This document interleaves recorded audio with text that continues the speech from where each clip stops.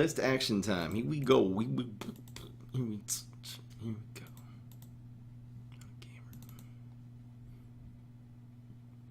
La la la la la la la.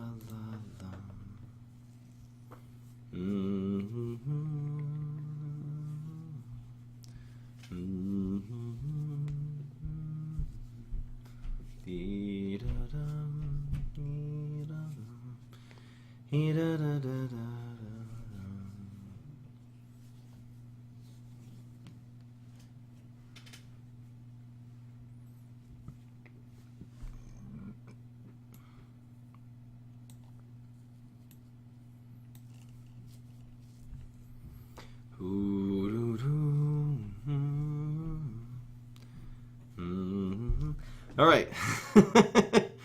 Whoa. My life is such a trip right now. Let's freaking go. I'll be right back in 1 second. Gotta go make sure it's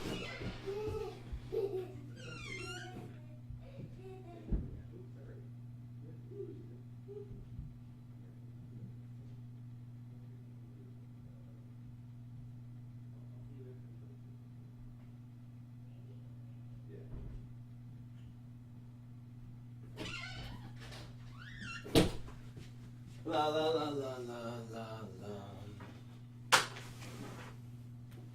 Actually, really hot in here. It's getting hot in here. There we go.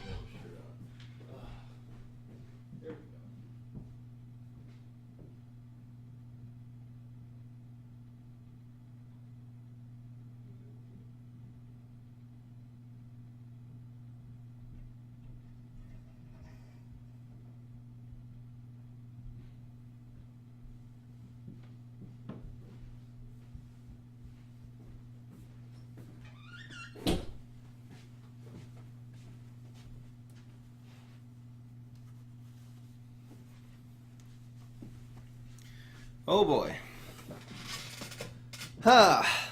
I have new shirt. Such shirt. What the heck is wrong with me? Alright, guys. Alright, folks. Alright, ladies and gentlemen. I know H tier. We kind of just make it a little different each time.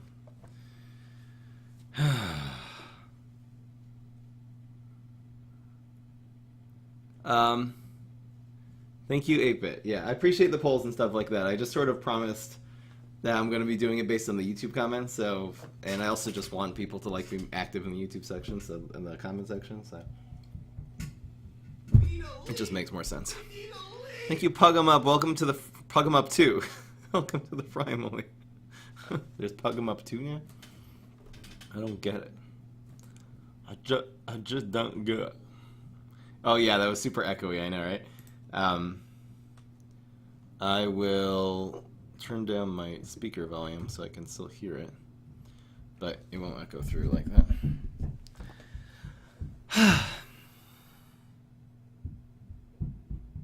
I don't think you should... What?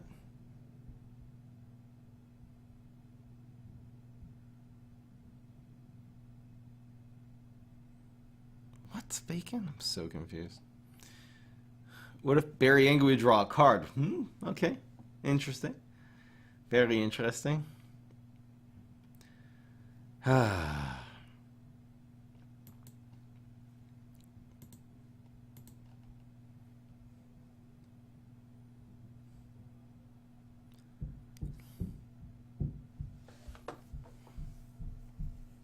fail with Bamboozle yesterday. I need to chill my nerves. I'm so riled up. It's because of the podcast channel. I'm just so... It's so nice, actually, just for me personally in my life to have a venue where I'm able to express my ideas and stuff like that. And I'm just... This is anyway my life. I'm a philosopher. That's what I am first, and a gamer second. And I'm writing... Oh, man, I'm preparing podcasts. We're going to actually do a podcast. Tonight we're going to play Legends of Runeterra again. Tomorrow night we're going to do another podcast. I'm thinking of upping it to 2 podcasts a week. I have more than enough material. I have unlimited material. I have an extremely long list of topics that I could go and do like a really thorough 15 to 45 to 15 minutes to an hour on explaining it, to, depending on the topic. Obviously, more complicated topics will need a much longer discussion. Really, again, just breaking things down, explaining the different perspectives, and then analyzing data and stuff like that, and coming to a fair conclusion. Spoiler, next two classes. It seems like I'm still going to look at the comment section of this one, but it seems like the next two are probably going to end up being solar and sneaky. Your tier list streams give you the most views. The problem with the tier list, again, we have 10 classes, then we'll do heroes, superpowers, could be tribes. It's just a limited amount. So if I would be doing this every single day, it would run out pretty quickly. Maybe there's another format I should be trying other than tier lists. I'm happy to try other formats. It seems like people really like the tier list sort of format. I feel like I'm giving you guys everything I know about PvZ heroes, at least about deck card knowledge. I'm really giving it. I guess this is not how to play the game. This is much more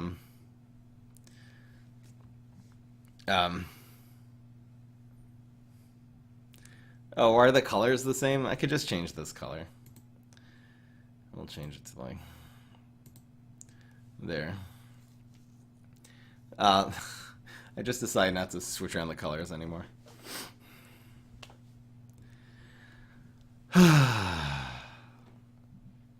Dance, teleport, trickster. Please don't spam the same thing a million times.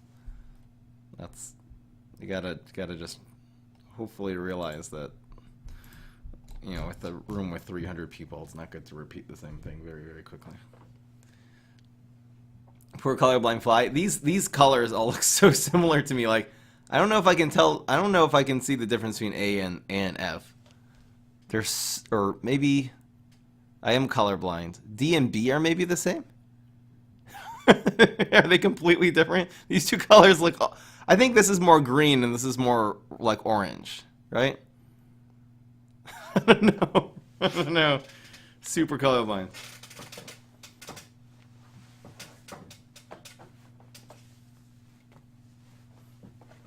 Did Trump say the guy fell on purpose? It wasn't. They definitely didn't give him a forceful shove to the floor. I think they gave him an extremely light push, and he just stumbled. He lost his balance. I think it was probably a person who didn't have very good balance in the first place and fell. So again, doesn't mean I don't blame him for faking it, but I also don't blame the police officer, because I don't think they should have known that if you just push someone to the side a little bit that they completely fall over. Maybe they should have been more careful. It's very, very hard to say. Talking about the guy, the old guy who got pushed over by a police officer.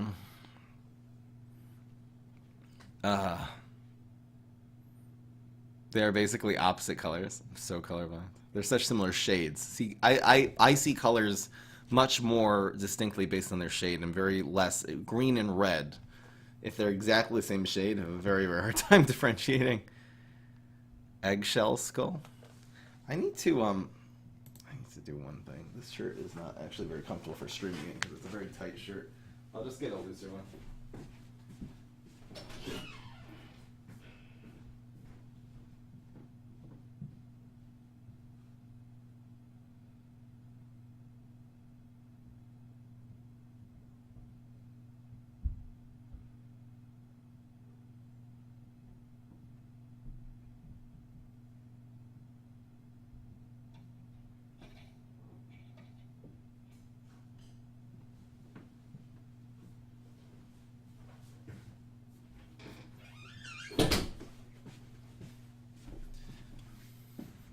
We'll see if my green screen thinks that gray and green are the same color. I think it's being pretty tolerant. That's good.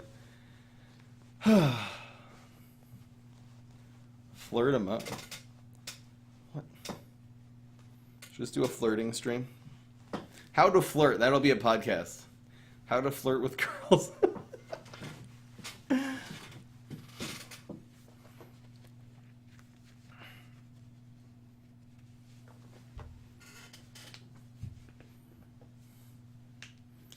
Love your videos and streams. You're also in this game and motivated me. Come back after years. Thanks. Thank you, Shada. Appreciate it. All right. I should do a flirting lesson. I could do that sometime. I'm actually really good at flirting. The trick is not to try too hard is probably the best trick.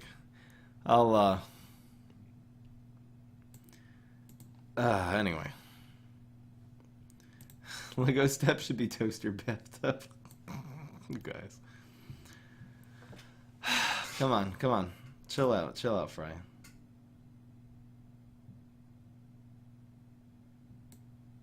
Gosh.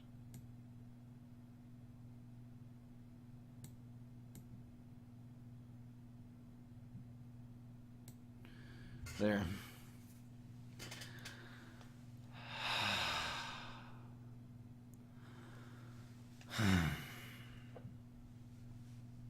Are people inherently good or bad? I'll do one on morality for sure, the nature of morality. Damn, there's so much. Oh, man. I could seriously do... I could do podcasts 5 times a day, and 5 days a week, and I probably would not run out. I feel like that's eventually what I'm going to end up doing. Yeah, I'll just always be doing podcasts. There are so... Okay, I'll write down how to flirt, too. How to flirt. What was the other one? The nature of morality.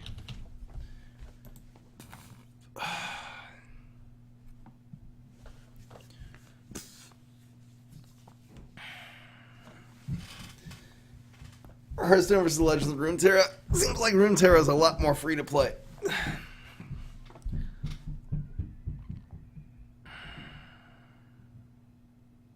How to get a girlfriend. I'm almost there, guys. I'm just trying to calm my nerves.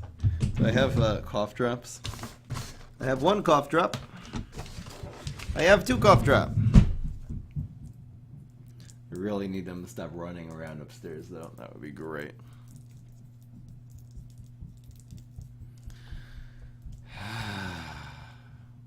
Workout diet review? I'll work on that myself. How about that? I'm actually doing really well with that, with exercise and dieting now, because I fell off of it a little bit because I was stressed about making the podcast. Now that I've started it, I feel a lot better.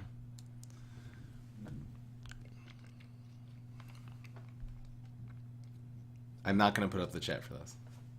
There's no room on the screen, and it's too distracting.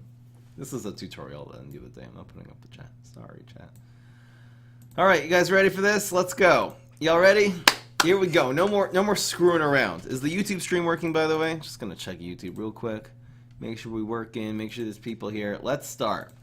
We'll just start. What's going on, everybody? This is Fry. So today we are doing yet another tier list. Today we are doing the crazy class. This is, of course, by popular demand from the comment section of past tier list videos. So if you want to have some say in terms of which tier list, which class I will do next, make sure you leave that in the comments section below in the video on YouTube. Alright, we're just going to get right into it and start with Backup Dancer. Typically, the little 1/1 tokens, I might actually do something I've never done in any of the other tier lists to this point. I'm not actually going to be putting this in F tier, I'm going to be putting this in D. And the reason is because of Backup Dancer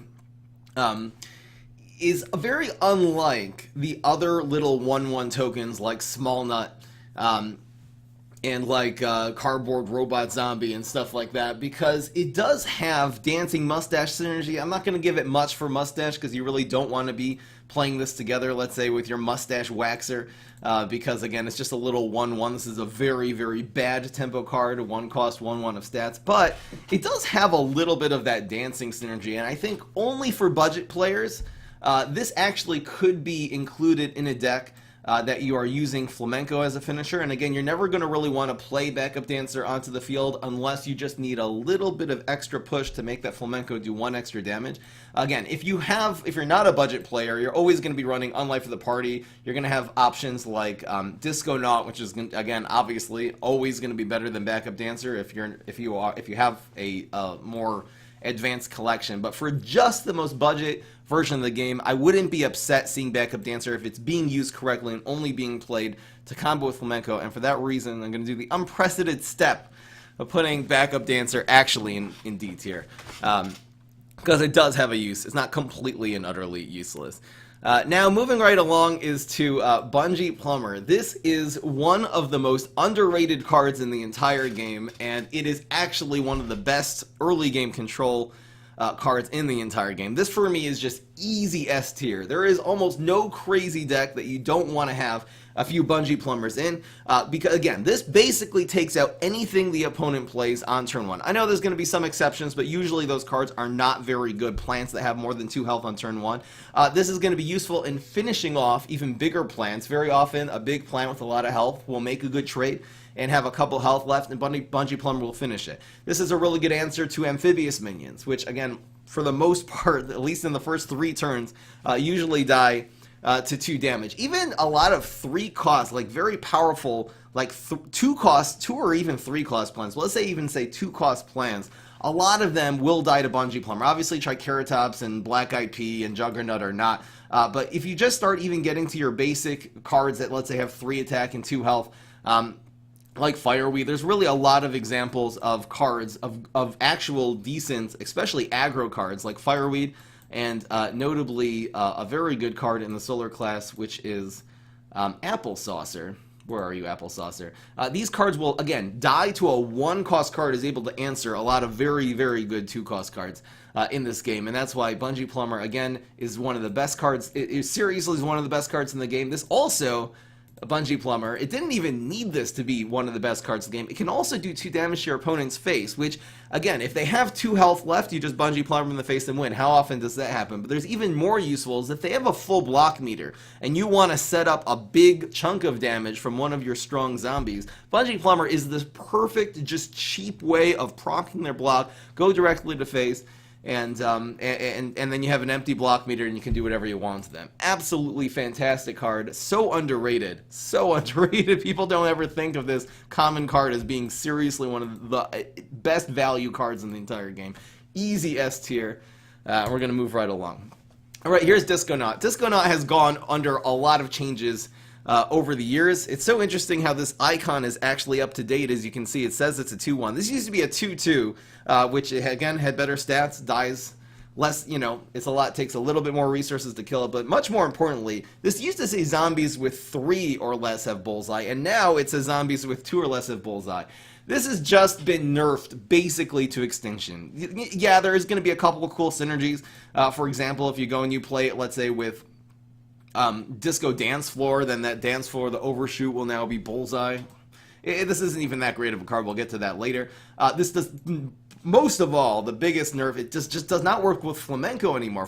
This used to make Flamenco into a bullseye card, which just negates like the block meter factor out of dancing decks, and now it just it does not even affect Flamenco. It doesn't even affect Headhunter. This used to work if you did not evolve Dancing Evolution, the Headhunter. This would have made all these bullseye anyway.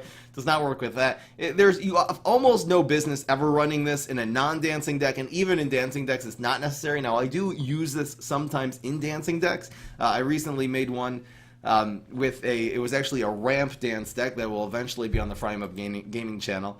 That this was, again, it was useful, so I'm not going to say it's in completely garbage tier. I'm just going to put this in C, because again, it has a couple uses and a couple decks, but typically you don't want this. This really has no business being in a lot of decks. Alright, we're going to move on to Grave Robber. This is a card that is so misunderstood. The main thing you got to know about this card is a 1-cost 2/2 bullseye. Forget about all the abilities, all the synergy. That is the main thing in this card, and that actually makes it a very good aggro card. 1-cost 2/2 is standard, and then you add bullseye. Like, you can make an argument that 2 bullseye is actually better for an aggro deck than 3 damage, which is not bullseye. Like, 1 damage bullseye makes up for 1 damage difference. Meaning this is basically a 1-cost equivalent to a 3/2, which is just a ridiculously good average aggro card. If anything, it could be that bullseye 2 damage. I'd actually rather have that. than 3 damage, not bullseye. Okay, so let's get into the synergies. Again, they do have some uses.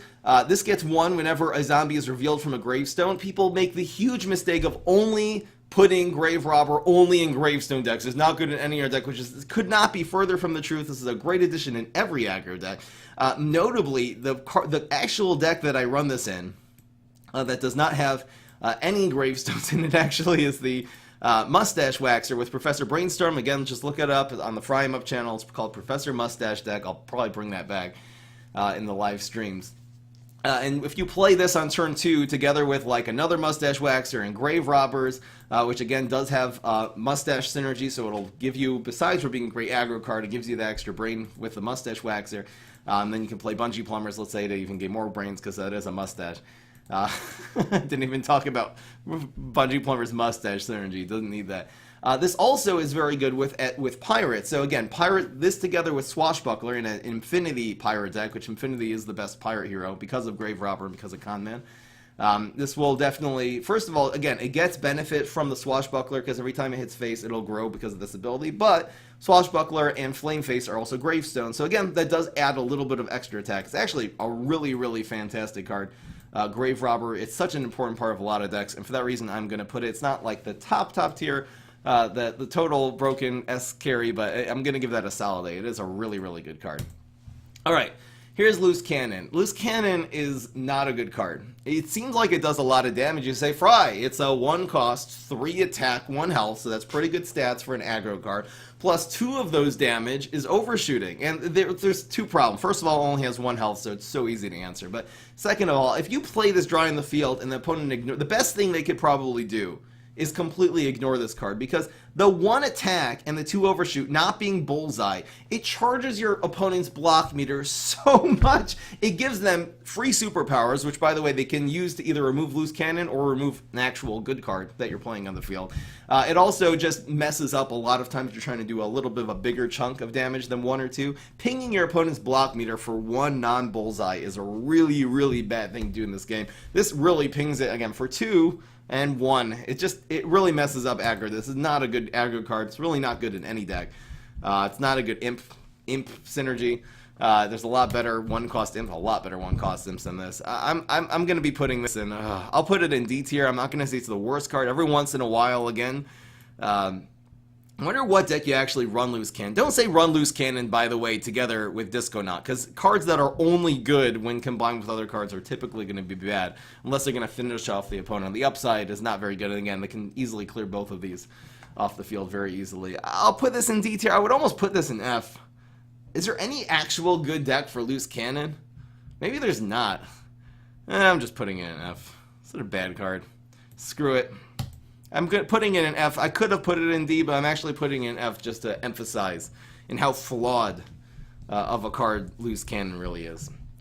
Keep it going. We're going to go with Mystery Eggs. Mystery Egg is decent. So first of all, this is a 1-cost card that on average turns into a 1.5 cost card. So that's the upside. The problem is that this also turns into a lot of useless 0-cost cards. Because again, if you're looking at Mustache Waxer or Cardboard Robot Zombie or, you know, just little sports zombie, there's a lot of really, really bad 1-drops that you wouldn't run in a deck. I mean, there's a lot of 1-drops that are just like D or lower tier that you don't want to run. And of course, it has a risk of turning into a lot of those. So the upsides of this is when you combo with certain cards, like Unlife of the Party. Very, very good combo with Egg, because this actually creates 2 minions. 1 when you play it, and then 1 when it hatches, it'll buff your Unlife twice. This also works pretty well with with Professor Brainstorm combined with Nebula. It's just a neat little combo. When you play Egg into it, it'll give you 2 brains, and then when it hatches, it gives you an extra 2 brains. So it really gives you 3 extra brains that turn. You can check that combo out in a deck that is called Egg Leap Rising. That is on Fry 'em Up Gaming. Very cool way to ramp up to Bad Moon Rising. With that. Again, even with Transformation Station, for example, if this does turn into a 2-cost card, even a bad 2-cost card, it just makes you able to get that 3-cost card easier, because again, you only spent 1 on this. This is, again, it's a decent card. It's not going to be one of the greatest in the game. I'm just going to give it a solid B tier, because it does actually legitimately have some pretty good uses in the game. Moving right along to Quick Draw Conman. Okay, first of all, this card used to be a 1/4.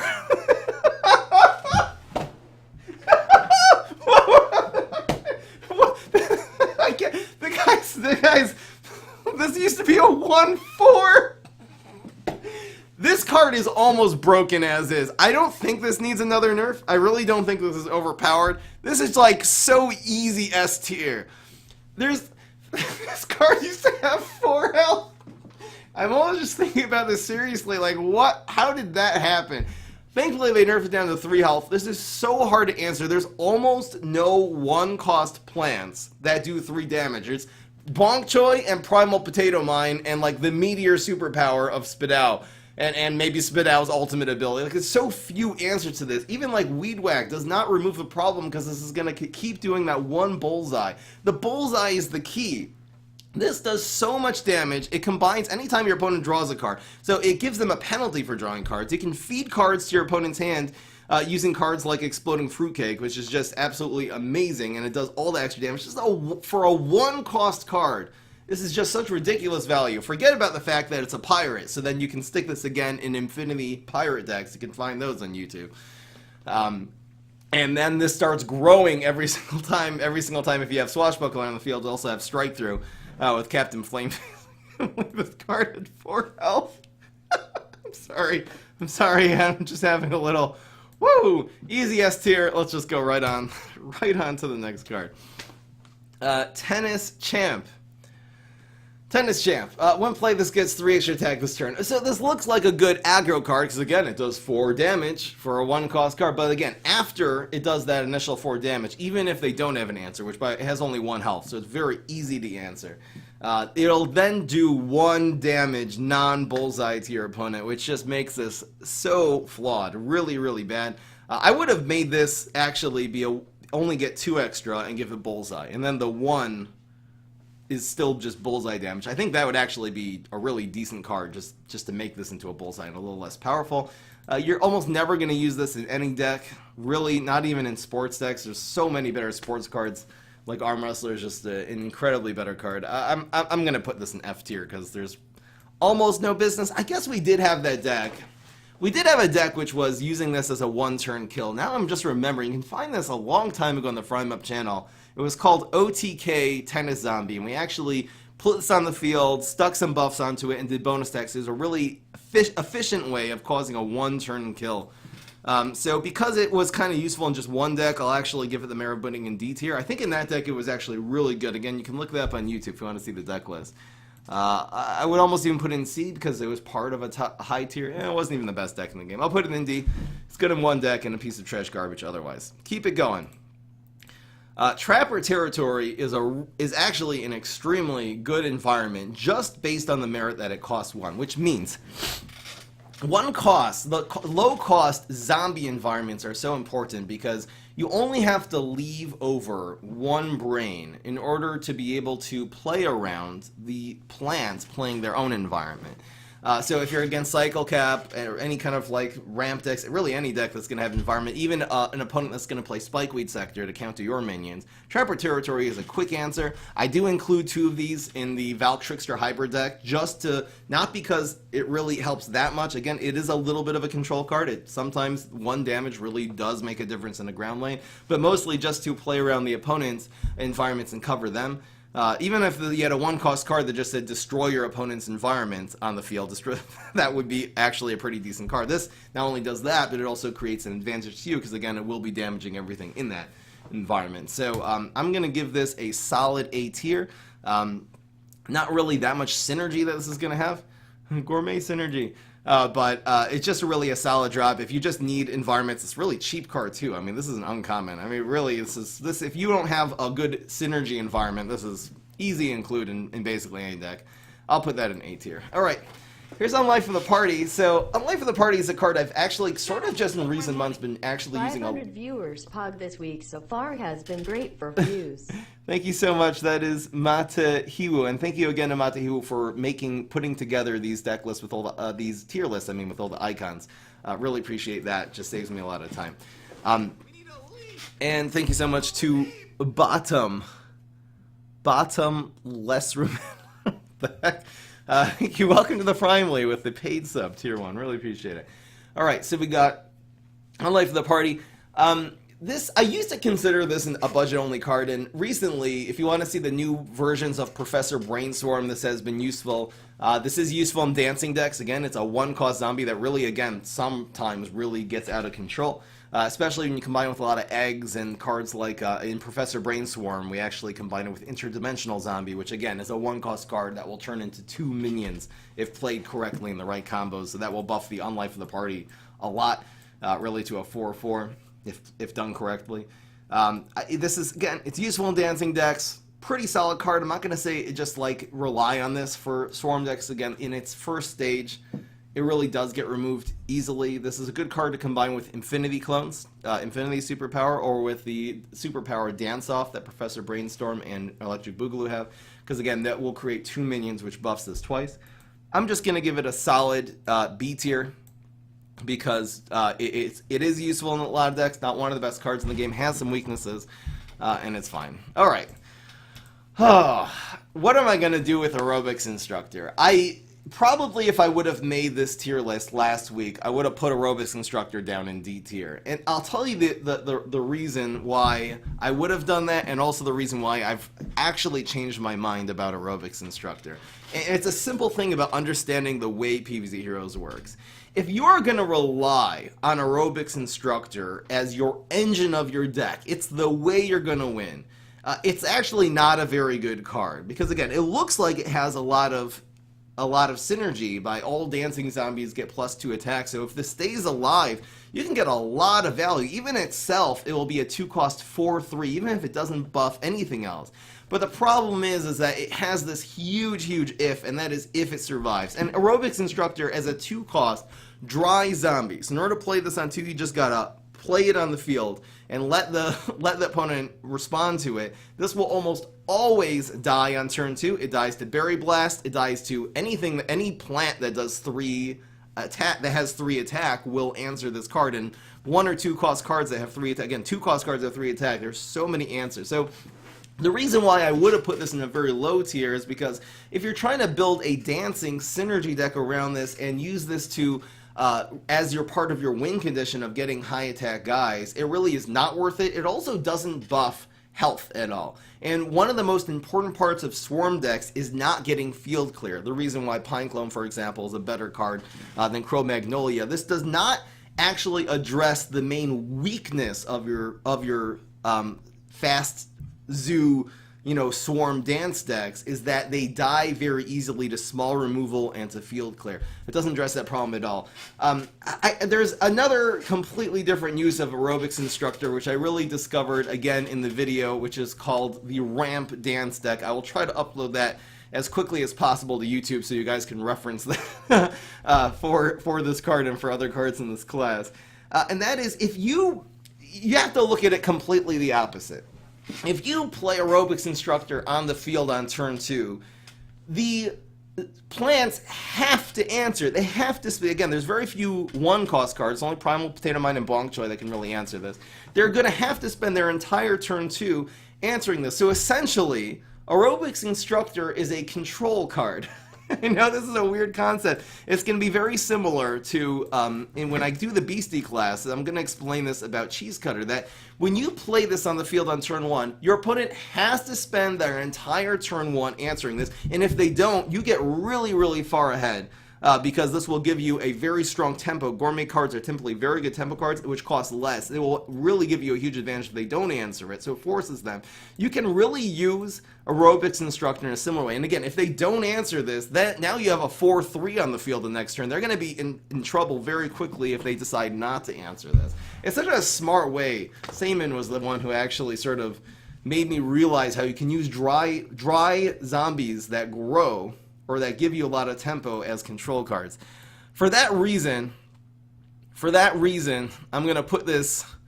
I don't think that's the best way of controlling. There are better 2-cost control cards, especially in this class, like Can't Fruitcake. wait until I get S tier for the I'm going to put this class. as an actually solid C. I almost could put this as B if I discover some more decks besides for, again, the Ramp Dance that this is going to be a good control card in. This also, again, had a second use in that deck in terms of the ramp. You can check out that deck itself. I probably would put this in B. Right now I'm going to stick this in C, and it could be that as I use this card more, after sort of very recently having making this discovery how to use this as a control card, I actually will maybe put this in a higher tier. But I'm going to put it in a solid C for now, open-minded for it being a B card. All right. That was a long explanation. Let's go on to Barrel of Deadbeards. This is, again, this has a lot of uses. The pirate synergy is almost never useful. This should probably never be in your Infinity Pirate deck because, again, it doesn't do any damage. So it doesn't have any synergy with your Swashbuckler or with your Flame Face until it pops out of the Deadbeard. So in terms of a tempo card, it's really not that good. This is mostly going to be used as a control card. Usually you don't want dry zombies controlling, but this does give you a lot of value because, again, it explodes. It does 1 damage to the guy in front of it. Then it does 4 damage to the guy in front of it. So it really does 5 damage for a 2-cost card, which is ridiculous. Plus it splashes to other lanes. This can also activate some of your other cards that rely on getting splashed in order to be good. For example, we're going to have some cards later that whenever they take 1 damage, they'll throw a Garg around the field, throw an egg, maybe we'll splash again. So it definitely is useful with that. The most notable synergy with this card, Barrel of Deadbeards, is actually with Valkyrie, because Valkyrie, this will be a 2-cost card that actually counts as 2 minions. So if you stick this in front of your opponents, it's going to control stall for time, which is how you want to activate Valkyrie. I'll get to this later. But again, it also is 2 minions, so it's actually a very important part of Valk Trickster Hybrid, because you really, since you need both be a lot of tricks and a lot of minions, having 1 card slot that makes 2 minions is just so valuable. And usually you want to either use this together with Teleport, because teleporting in front of a minion is fine. You can also stick this on the field, Barrel of Deadbeards, on the right side of the field, and then when they play another minion, stick a second Barrel of Deadbeards in front of that. That will make this one explode and actually attack for 4 damage that turn. It's a really cool combo. So teleport this in or use it together with Final Mission. It could be, again, I said don't use this in a pirate deck. Maybe there will be a good pirate deck where you activate your Barrel of Deadbeards with Final Mission. I think it is still, might be a little too slow because, again, it also will be doing a little damage to your other pirates, which in a tempo deck, you don't want your cards taking that much damage. All right. So Barrel of Deadbeards, got to put this on the list. I think because it's such a solid part of so many decks, I could put this in B or put it in A. I'm going to put it in like a low A tier because, again, it is actually, it's not useful in a ton of decks, but it is very useful in my opinion, the best deck in the game, which is Valk Trickster Hybrid, and that will convince me to put this in low A tier. You don't need to have this, but you kind of do need to have this. Valk Trickster Hybrid for it to work. All right, moving right along. We are going to do Kanga. Kanga is not, it's not a reliable control card because, again, 1 damage does not control that many plants.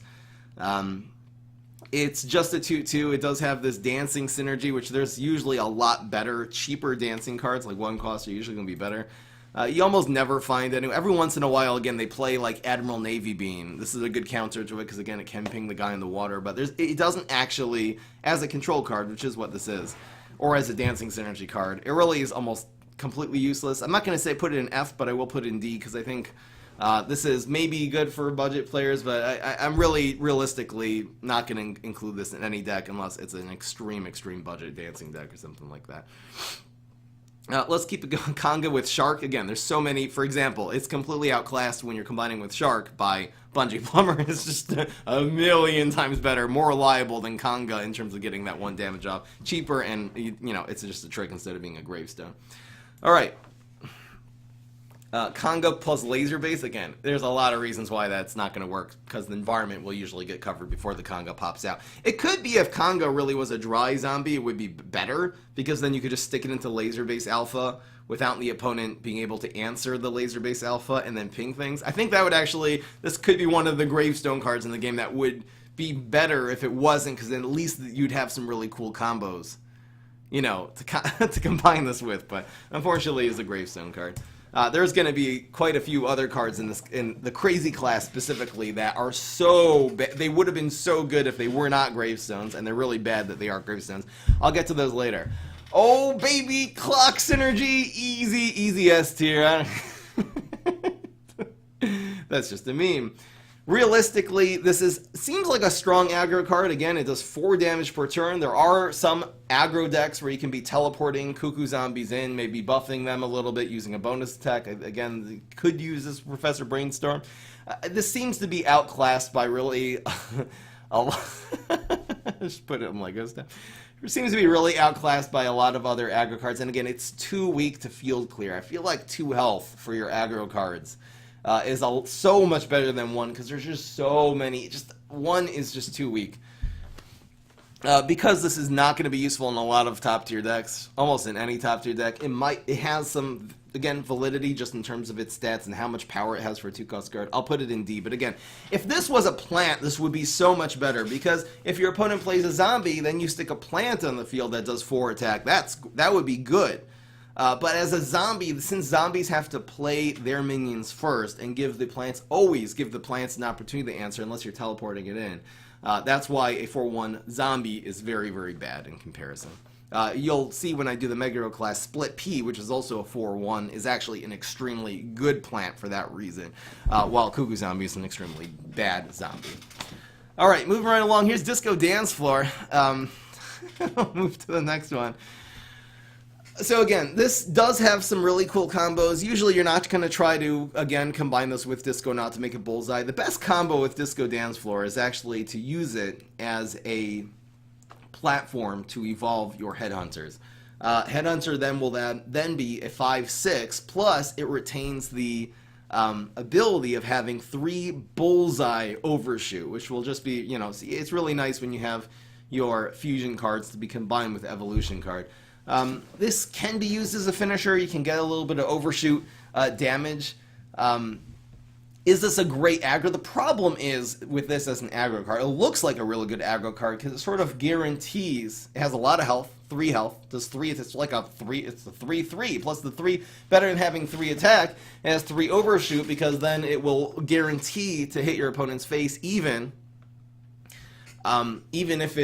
if they block it with a plant. But the problem is that a really important part of most aggro decks is to keep your opponent's lanes clear, so then you can put even stronger cards the next turn to be able to keep hitting face. And this, of course, has no ability to clear a lane. Like if you would have something even with just like a 2-cost 3/2, when they put a plant in front of it, usually that plant will block it, but that plant will die.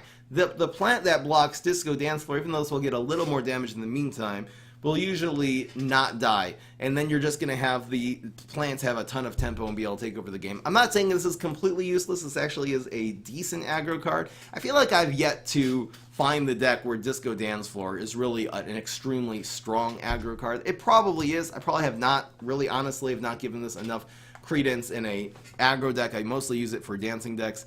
I'm actually going to give this a solid B because I think it has a lot of potential. Again, it is very good in a couple decks, especially with Headhunter and dancing. And I think I really actually haven't. I really admit I haven't found the full potential of this. It really seems like on paper this is going to have a lot more uses than I've tried. Maybe I'll even write down in my deck list soon try to make more decks.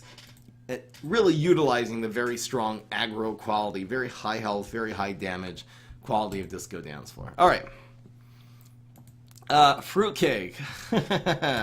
I will put this instantly in S tier. I mean, there's not even a question. Fruitcake is the most efficient big removal card in the game by far. It's actually might even be more efficient than Shamrocket. Because again, 7 damage answers, it's too much damage. It really just answers any plant. The reason why I don't want this to get nerfed and do less than 7 damage because the crazy class really needs an answer to this otherwise broken card. And of course it is the 4-cost card in the solar class called Wingnut. This has 7 health. Probably a little too much health, to be honest. I think if Wingnut had 6 health, they could then go and make Fruitcake only do 6 damage. I think both of those changes together would probably be more balanced.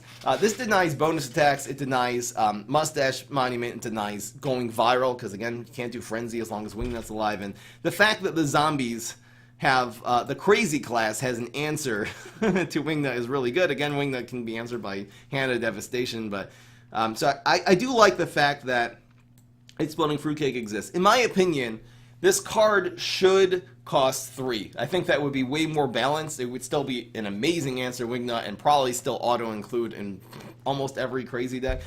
The thing that Exploding Fruitcake also really did to the game is it gave Z-Mech did not have any big removal cards before Exploding Fruitcake, and now he does, so it makes Z-Mech a much more balanced hero because he's not just automatically weak to any big plant. This does conjure your opponent of Fruit. Now, Fruit are actually pretty good cards. Every once in a while, they'll get a Dragon Fruit out of there, which will devastate some decks. There's Bananasaur. There are actually a lot of really good Fruit cards. If their opponent has any dinosaurs on the field, this is also a huge liability because it will trigger the Dino Roar when your opponent conjures that Fruit. So again, it does have that weakness, but this weakness is not even close to the amount of value you get from being able to remove basically any card in the game for 2. You can use this in the late game on your opponent's big cards. You can really even use this on turns 2 and 3 if the opponent plays some pesky Black-Eyed Pea or some other card, Sporticus, whatever it is that you really just need to remove immediately. Even Triceratops is a very good card you usually use on the Triceratops to remove it. You can definitely do this earlier. Easy S tier. There's really no crazy deck that I run that does not have at least a few copies of Exploding Fruitcake. You don't want to use this again in really late game control decks, which anyway are not very good, like Control Boogaloo. You don't want to be doing Exploding Fruitcake because again, those decks really rely on you maintaining equal cards with your opponent, and this will give them a card advantage because it conjures them something. But usually the better decks, even control decks, are trying to win on turn 6 or 7 before the opponent can even play Dragon Fruit or whatever they get from this. So the card advantage factor is not, again, as important as the fact that Exploding Fruitcake is just so efficient. All right, keep it going. I can't click out of this. Here we go. Final mission. So this is destroy a zombie and then do 4 damage. So this is a pretty strong card. This is a sort of the problem with this card really that makes it actually less useful is it's not a big removal card. They have a big plant. This is not going to remove it usually. And it's also not a small removal card because, again, it costs you an entire zombie plus a card that would really cost 2 cards to play. So it's very inefficient removing small zombies. So the fact something's going to have exactly like 3 or 4 health, again, and that it'll be worth it to destroy a zombie, that's really the problem with this card is it doesn't fit. You usually want your cards either be small removal or big removal. Mid removal is usually not that good. Just in terms of deck archetypes and building. Now this does of course combine very well with Barrel of Deadbeards. Every once in a while, again, this can finish off your opponent with 4 damage. This can go face, which makes it a useful finisher in a lot of decks. I don't think this is the most useful card. It really doesn't make it into a lot of deck lists. You can include this in Valtrickster Hybrid to activate your Barrel of Deadbeards. In general, I'm going to put this in C tier because, again, it has some solid uses, but it's usually very outclassed by Exploding Fruitcake is really the reason. But Exploding Fruitcake and Bungee Plumber, once you're running those, which you are running in basically every single crazy, there's usually not enough room for this very circumstantial final mission card, which again is not very good at controlling because it's very circumstantial. You have to have a minion on the field. All right. Keep it going. So we got Meteor Z. This is a solid environment. This is an aggro card. It can be used again to make your guys do a little more. It's a cheap environment. 2 costs is just a nice solid, especially for zombies because you have last say for the environment. This is never bad to have in a deck. This can also be used to make as a tempo card to make good trades. Because if, again, your opponent has a strong minion against one of your weak minions, so your guy's going to die and theirs will live, the Meteor Z can very often tilt that scale and instead make both of the minions die, which is very good. This does make it into plenty of decks. This is just a solid card, nothing too fancy. I'm going to put it in B tier because, again, just a good, cheap, also very good budget environment. All right. Here is Newspaper Zombie. This might be one of the cards that if it did not have Gravestone, it would actually be a lot easier to sort of make really weird combos with. This looks like a very good card because if this does take 1 damage, it becomes a 2-cost 5/3, which is ridiculous. If it takes 2 damage in one shot, it'll be then a 5/2. If it takes 1 damage repeatedly, it'll grow every single turn. The cap of this is very good. The problem is that taking 1 damage from a plant in this game is actually very, very difficult to pull off. I know you can try to then combine Newspaper, let's say, with Barrel of Deadbeards, which will do 1 damage to it. when they explode. But again, that's very circumstantial because first of all, you have to have your Barrel of Deadbeards in your hand. Then you have to have a turn to play it, which it costs 2 brains. So you know, if you're playing this on 2 or on like, when are you going to play the Barrel of Deadbeards even? And you have to have a way of activating the Barrel of Deadbeards, which means they have to have had a minion in another lane, or you have exactly Final Mission in your hand, which again is super unreliable. I just want to point out, sorry, in retrospect, that Final Mission is a 2-cost card now. It used to be a 1-cost card, which maybe was a little bit OP. Just kind of glaze over that and keep talking about newspapers on. That's why the icon says 1. Just want to point that out. So maybe if this was like, I don't know if this, maybe if this was not a gravestone, it still would not be bad. I'm just trying to think if you would have teleportation zombie, being able to teleport this in and then do some splash cards, like then play this together with fireworks. I don't, again, it's really slow. You can play this on 2. It does 1 damage to your opponent's block meter, pings it. Sometimes you can fake them out and they'll put a minion in front of this thinking that's a different gravestone, and then you play Fireworks Zombie. Again, Fireworks Zombie, it's so unreliable, because if you play Fireworks Zombie the next turn, that's first of all just a 3-cost 3/3, it's not that good. It will activate this. This still, even if it takes 1 damage, is very easily answered by any plant that has 3 attack, or by Berry Blast. So even when you activate, it's usually not that good. If you start stuffing too many cards into this and growing its health, then it can just get hard removed, and they've removed many of your cards with one of theirs. And that's the reason why Newspaper Zombie is going to be going in D tier. Moving right along.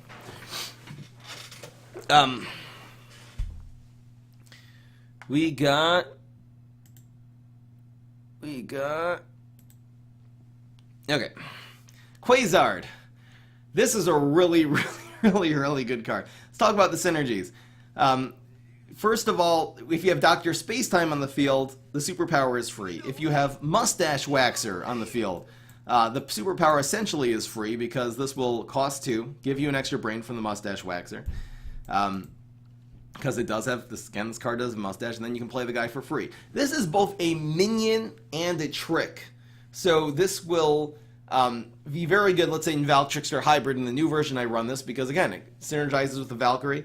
It also synergizes with the Trickster for the trick. So it has both of those aspects. Superpowers are very good. Again, there are some really bad superpowers. I will do a superpower tier list eventually, but superpowers are very strong. They are 1-cost cards that are meant to either cost 2, or the ultimate abilities are meant to cost 3. So essentially, you're gaining all the 2 cost of this card back.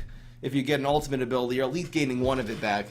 If you get a superpower. Superpowers are very good cards. I'm actually going to put this in S tier because I think it is a really valuable card in a lot of decks. It triggers your Dino Roars, so it's good, let's say, with Stompodon. Just as so used, it's kind of just the jack of all trades cards on the one hand, and on the second hand, it's so valuable in Val Trickster Hybrid, and in certain decks, it's just a completely very valuable card. And again, huge, Professor Brains, who is the one who can run this with Sneaky? It's going to be crazy and sneaky. So why is my mind blanking out on that? It's going to be Infinity, of course, with Quasar and Dr. Spacetime. Whoa. A little mental breakdown there. All right, moving right along. We are going to run... Oh, Space Ninja. Okay. This card is not nearly... It's such an overrated card. This is not really bad. First of all, it's a 2-cost 3/2 zombie, which again, that's good stats for a plant. That is not good stats for a zombie because any 1-cost plant that has 2 attack will answer this. Now, it does have this ability that when it's in an environment, it will have this cool ability of splashing, which, by the way, this is not the greatest ability. It can be useful. If this is in a laser-based alpha, this ability will decimate your opponent because the 1 damage will then be... deadly. I've tried that combo many times, and let me explain why that combo, this in laser-based alpha, I'll just pull that up so people can see what I'm talking about. In laser-based alpha, which makes any guy in it have deadly, this is the reason why this does not work. First of all, laser-based alpha is a 3-cost environment, so you have to play, if you play your Space Ninja on 2, and then you give the plant, you're basically giving the plant hero 2 turns to respond to a dry 3/2, which they will always remove the Space Ninja before you're able to play the laser-based alpha after the plants play again on turn 3, because this is an environment. If you play the laser-based alpha on turn 3, and then you stick your Space Ninja into it on turn 4. Again, it's turn 4. If the plant hero does not have a way to respond to a dry 3/2 on turn 4, the plant has a really, really bad deck. Anything that does 2 damage, they could just have any environment too, which again, they'll be able to play that environment before the Space Ninja will attack on turn 4. That's why, again, if you want to even try teleporting this into Laser Base Alpha, you're still giving, first of all, you need a 3-card combo of, actually it's impossible, because that's actually 3 classes, so there's actually no way to pull off that combo. First of all, it's impossible. But there's really, the point is, there's really almost no way to activate Space Ninja, just because this card is overrated. I'm actually putting this F tier, because I actually personally believe that the Space Ninja has no business actually being in any competitive deck, even for budget players. We're going to move right along.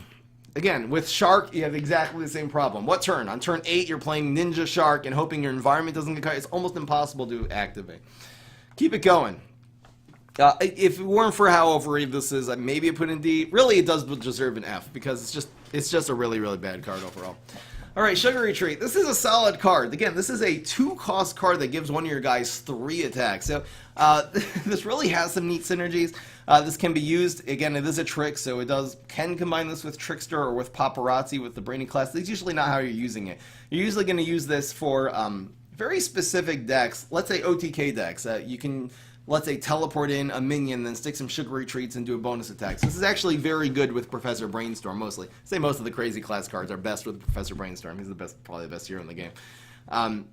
A really cool synergy that I had was actually running a regular science deck. So you got Drone Engineer. Again, you can find this. It's called either the Sugary Science or Sweet Science. You can find that on YouTube.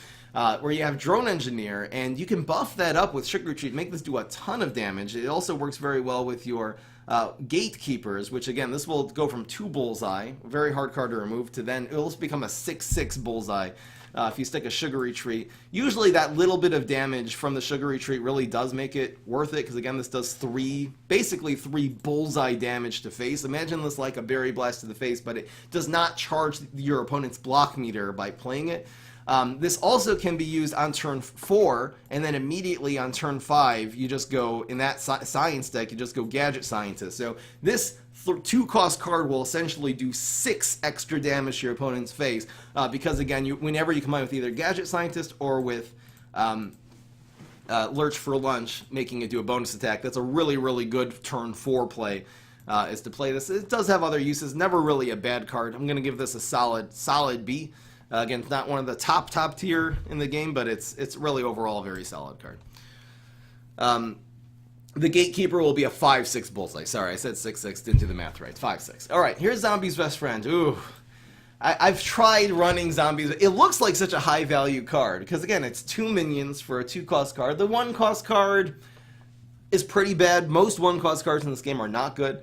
And even the ones that have some uses are very often not going to be usable. Again, if this would just make Quick Draw Command every time, this would be broken. But really, your average, let's say your average 2-cost card is basically a 2/1. The 2/2s are on the higher end. So this would basically be the equivalent of like a 2-cost 4/2 or a 2-cost 3/3. I guess that would be good. Split into 2 minions. I haven't found the use of this, really. I feel like with Unlife for the Party, it's usually just better to run Egg if you want 2 minions. It's actually a cheaper way of doing it, the extra 2/1 on the field. I really don't know the use, the great use of this. I keep trying to stick it into Zoo decks, where you want a lot of minions, but again, the 1 health makes it very easily included in a field clear, so it probably would almost be better to have 1 solid minion than to have 2 minions that are very small. It depends on the circumstances. I feel like maybe there's a good deck, and if you guys want to show me in the comment section below an Imgur link to your deck that you think Zombie's Best Friend is amazing in, I'd be happy to see it. I think because it's not actually a bad card, I'll just put it in C tier, but I really don't think it's very useful. Alright, we're going to keep going. We do have the Unexpected Gifts that used to cost 2, this costs 3, so we'll put it in its appropriate place right over here, and we'll move right on to Abracadaver. Okay. This is one of the cards that, if this was not a gravestone, this would be so good. Imagine teleporting this card in on turn 4 with Professor Brainstorm. That would be so broken. It's a 3-2 that does 3 damage to a random. That would be such a good control strategy. Unfortunately, it has a gravestone, so it gives your opponent always a turn to stick a guy in front of this or to use Gravebuster. I did do a deck. This is called Dab Razor. Upload that to Frame Up Gaming recently, where this is fine. This card is just like fine. It's usually not worth putting in any deck. It's usually too slow to put in a pet deck. It's a 3-cost Gravestone. Not really worth putting a Mustache deck because again, it's a 3-cost card that is its ability. The whole card is ability, and its ability, because it's a Gravestone, is way too unreliable. I'm just going to put it in C tier because, again, really in the top level of the game, there's really not going to find very many decks. I could almost put this in D, but I'll put it in C just because we have found a couple decks where it is good. You basically want to make sure, if you're running Abracadabra in a deck, that you're running on turn 2 a card that they need to answer and spend turn 3 answering, like Swashbuckler. For example, if that hits face on turn 2, they got to spend their turn 3 dealing with this, which really then makes your Abracadabra maybe useful. The other problem is that if they have no minions on the field when this pops out of the Gravestone, if you just play this on turn 3 and they pass, this is just a 3-cost 3-2 that's very, very easy to answer next turn. So its ability is also very circumstantial. Another problem with Abracadabra is that it's weak to blocks, because again, if this had Bullseye and it always activated its ability if your opponent doesn't stick a minion in front of it, that would be fine. Now that it gets blocked, you know, a quarter of the time, it's just another reason why this is not a good card. Very unreliable. I almost want to put this in D. We'll put it in C because I did find a good deck for it. All right. Here's Disco Zombie. This creates 2 dancing. Again, this is one of these cards on paper looks really good. The problem is it dies really badly at field clear. There's a lot better if you play this on turn 3, or on 4, it really gives the plants the opportunity to play a much better plant with no fear of repercussions. Again, this will basically do 4 damage for a 3-cost card and ping your opponent's block meter twice, which is not good. Again, this can be combined cleverly, let's say, with Headhunter. In order to make 2 dancing cards, it'll activate your Headhunter twice. It can count as 2 minions for your Flamenco. I usually find that it's better in instead of having to commit 3 brains to 2 minions, it's better just to run in dancing decks. Again, a lot more just 1-drops.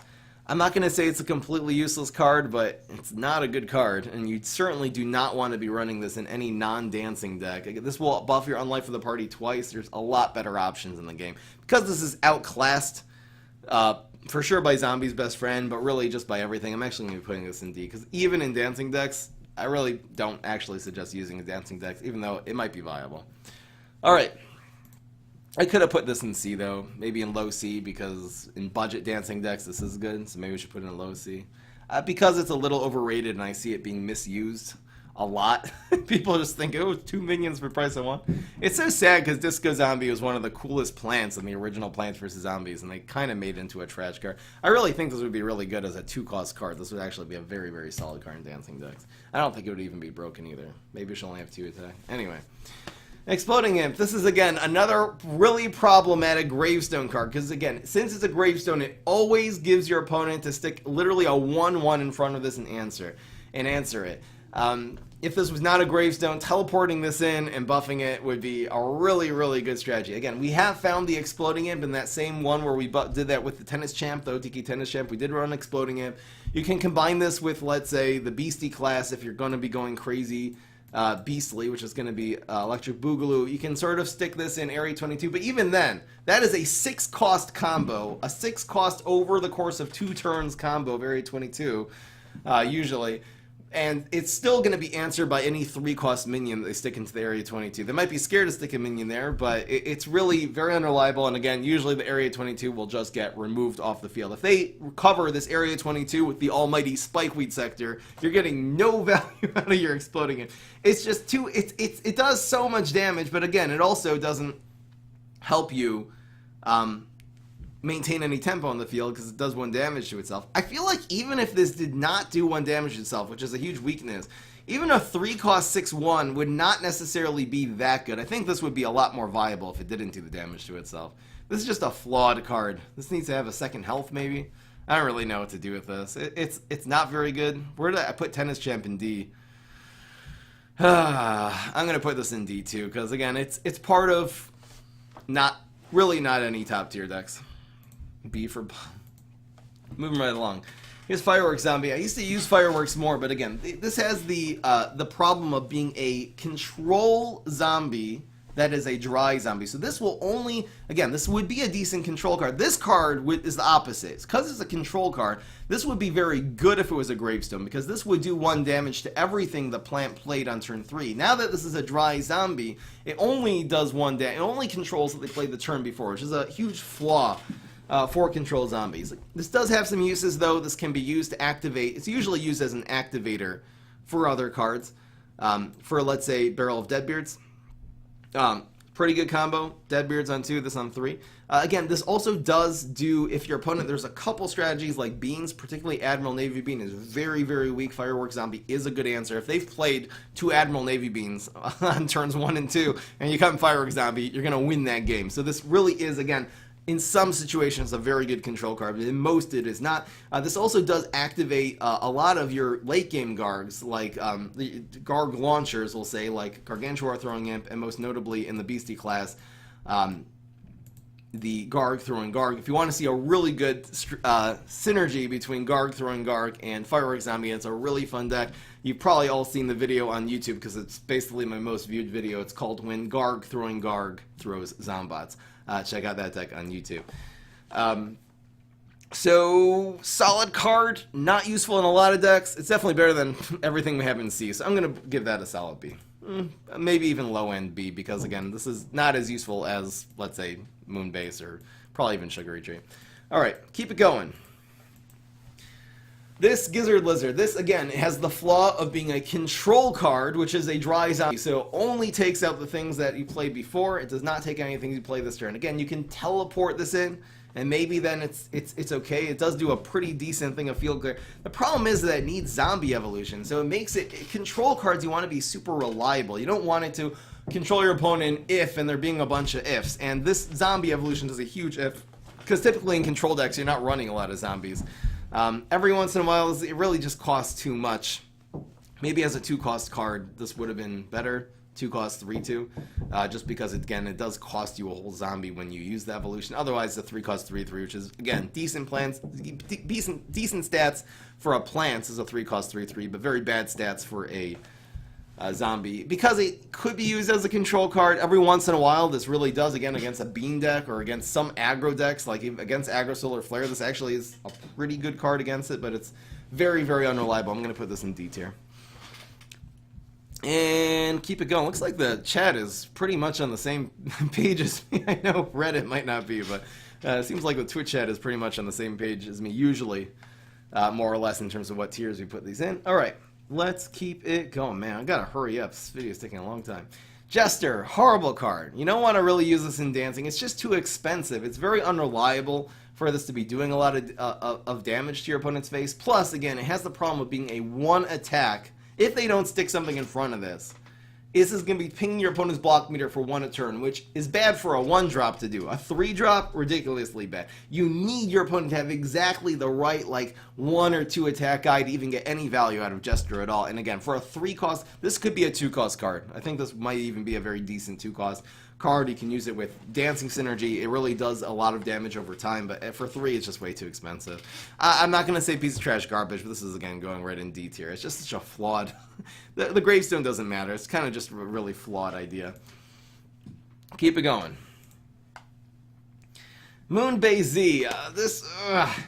This is a little too expensive in my opinion. It's very hard, again, to make a deck where Overshoot is carrying your deck. And if you combine this in deck with a lot of other Overshoot cards, by the way, it doesn't actually add any value to your Overshoot, because if you, let's say, for example, have, besides for the glitch, which I'll put on YouTube, there's a way to glitch this out, but if you have Disco Dance Floor inside your PvZ, it only still does a total of Overshoot 3.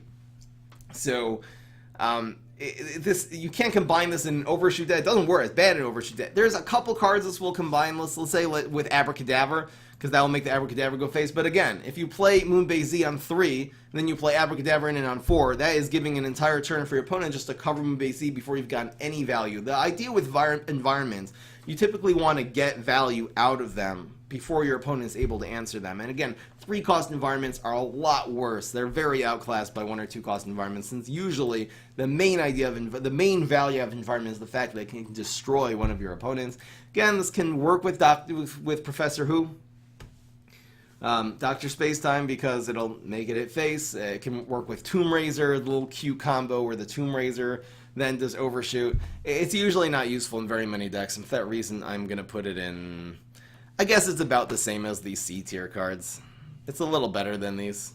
This can be used as a finisher. Again, if you need just 3 damage, real good way. If you have a guy in the field, really good way of getting 3 damage in. I'm going to put it in a low C tier. Here's the card, Unexpected Gift. So this is a 3-cost card that draws 3 cards. So let's just compare this, for example, to Funded Razor, which Funded Razor is just a solid, it's not an OP, this is a solid card draw card. Funded Razor is so much better. It's always better to draw 2 cards in your deck that have synergy, that will help you with your win condition, than to draw 3 random cards, which are, again, usually 1 is completely useless, you're never going to even play it that game, and the other 2 are just mediocre. So that, for just even if it didn't conjure your opponent event card, this would be horrible. And especially the fact that that this conjures your opponent then a card too just makes it even worse. You're giving your opponent free cards. Again, you can use this together with Con Man, only does 1. It's just not worth. This is really not a card that's worth running in almost any deck. We used to have a deck that was an Infinity deck that combined this with the crazy, I guess it's in the crazy class, we'll get to this in just a second, but with Tankylosaurus. So drawing 3 cards is good because it activates this ability 3 times as opposed to Funded Razor would only activate it twice. But this deck has been trashed because Barrels cost 1. You can go and see that deck, the I don't know what it was called, the Infinity Splash. I don't even know what that deck was called. It's not worth running anymore anyway. This is a really, really bad card. This used to cost 2. I think the reason you see over here the icon is kind of cut off. You can say it costs 2. I think the synergy with Stompodon was too good because it activates your Dino Roars 3 times. I think that's why they nerfed it, but they also nerfed Stompodon. I don't think this. I think as a 2-cost card, this could be decent. Would actually be a very decent card to run together in a Stompodon deck or Tankylosaurus. I think this would be decent as a 2-cost card now. I don't know why they needed to nerf this. I'm not gonna say it's never useful, but it's almost never useful. I'm putting in D tier. Man, we've got a lot of D's today. All right. Oh boy, Zombot's Wrath. Okay, first of all, this ability is useless. This is a half decent card, but the chances again of having 5 zombies on the field, and then you let the plants play because it's a trick. So the plants always are able to react to your zombies before you play this card, and that all 5 of them survive is almost completely impossible. Now, we did actually pull off some really serious pirate booties where we draw 5 cards. We did like a meme deck where we did that yesterday, so I should probably do that same deck but run Zombot's Wrath and see how many 6-attack Wraths we can get. Alright, I'll do that deck. Fine. But this is not the usefulness. The usefulness is a 3-cost trick that removes almost anything the opponent plays on turn 3. Very few 3-cost plans that don't get removed by Zombot's Wrath. Now, this Captain Cucumber is not answered by this. This can go face, so this 3, if you need 3 damage to face. The problem with Zombot's Wrath, really, I used to use this a lot until Exploding Fruitcake came out as an event card. Exploding Fruitcake is always better than Zombot's Wrath because, again, this is a mid-range control card. It's too expensive to answer early game minions because then it's just incredibly outclassed by Bungee Plumber, and it's for late game minions it's outclassed by Fruitcake. That's the reason why you really don't see me using Zombot's Wrath. I think this is actually a solid card, but it's just really, really outclassed by a lot of other things. I'm actually looking forward to making that meme deck now. I don't know to put this in C or in D. I think because, again, it's not even it's a rare. So for budget players who don't have all the fruitcakes and stuff, I guess this is okay. It's not a bad card, but it's outclassed. I'm just going to put in low C tier. It's about the same as It's not worse than Abracadaver. You know what I mean? I'll put it the same. It's probably actually better than Abracadaver and some of these other C tier classes. So we'll say it's a solid C. All right. Here's a Cake Explosion. This is basically exactly like Wrath, except that it's one more expensive, does one more damage. By the way, the difference between 3 damage and 4 is not a lot in this game. 2 and 3 is significant. 3 and 4, usually anything that has, there's a lot of, 3 is the magic number in terms of mid-range control. Plus, this can't go face. If this could go face, I think this would be cool, because then you could use it as a finisher. This almost has no business being in any deck. It's so bad. I'm just putting this in F. I don't really think it's ever worth running in any good deck that's ever worth running Exploding Fruitcake. Should I even put this in Commit Lego Step just because just because you end up conjuring this from, like, I don't know, from just your random tricks. Maybe this is just freaking fine, I'll put it there. You're right. You're right. I think this card, since it's you never include this in your deck, and it's only a liability when you conjure it, when you do conjure this every once in a while, I'm going to say, yeah, we'll put it in Lego Step tier. All right. Please delete tier if you haven't seen the other ones. All right, here's Cosmic Dancer. This card is like both really good and really bad. Again, it has the overshoot. It creates another guy, triggers your Dino Wars. That guy has overshoot, which sometimes is good. It's just, but again, it's a 4-cost 2/3, so the tempo this gives you is a huge disadvantage. This is really not good to run in dancing decks, because this is way too slow to be combining with Flamenco or with Headhunter, which are usually going to be the finishers in that deck. Because again, it's much better to run cheaper zombies that you're able to swarm the field. Usually you play this on turn 4. If this gives you a 1-cost card, you can't even play that until the next turn. It's really not a good card. I'm going to put it in D. I'm not going to say it's useless, but it's really not a good card. Here's Headhunter. This is a card I used to think was one of the worst legendaries right when it came out. This is in Triassic. I thought this was like the worst legendary in the world. We have found a lot of decks where Headhunter just carries. Again, that Ramp Dance deck, you'll probably find that on YouTube by the time I upload this tier list. Headhunter is ridiculously good. It's very, very good to combine with Disco Dance Floor. But even really putting this on any of your backup dancers, let's say, combines very well with the dance-off ability if you're Boogle or Brainstorm, because you can use this to cover one of your little backup dancers. Plus, if you play dance-off after you have a Headhunter on the field, it actually activates the Headhunter 3 times. 2, because it makes 2 backup dancers, and plus the dance-off itself is a dancing trick, which will activate it a 3rd time. This can really carry games. The amount of damage this does in such a short amount of time, particularly because of the synergy of Flamenco. So you put a bunch of little guys in the field, and if they can't answer your Headhunter, you're just going to win the game in 1 to 2 turns with some kind of Flamenco combo. So I do think Headhunter is a decent card. It's very weak to Shamrocket. This is one of the cards that, again, you have to combine 2 cards into the higher level of this, which is a 5/6 Bullseye, and then Shamrocket removes 2 cards using 1 card. So this is another card which falls very victim to Shamrocket. Please delete Shamrocket from this game. Shamrocket costing 5 obviously would not be able to answer this, which would be perfect. Solid B. Just gonna give the solid B. All right, moving right along. Orchestra Conductor. This, again, this looks like a very good card to combine with a zoo deck with a lot of little minions. I used to even run this in OTK Valk decks because you usually have a lot of guys in the field. It gives you a lot of value. If you have 2 other guys in the field, I mean, this is really just putting a lot of pressure on your opponent. The problem is, again, it's a card which you're activating or using your zoo cards to buff them up, but it does not prevent field clear. A huge flaw. It does not prevent small removal. Because it only adds attack and does not add health, so it doesn't address the weakness. It's a win more card that does not address the weakness of the decks that it synergizes with. This is almost, I've realized over the years, I used to use this again more often, but I've realized over the years that Professor Brain's Swarm decks is really just not a useful card for that reason. I'm not going to say it's completely useless, but I will be putting that in D tier. All right, keep it going. Okay. This card is so bad. First of all, 4-cost 4/2 is not good stats. Now, it has this neat little ability. If this card was a Gravestone, I guess this is the theme of the crazy classes. All the Gravestone cards should not be Gravestones, and all the not Gravestones should be Gravestones.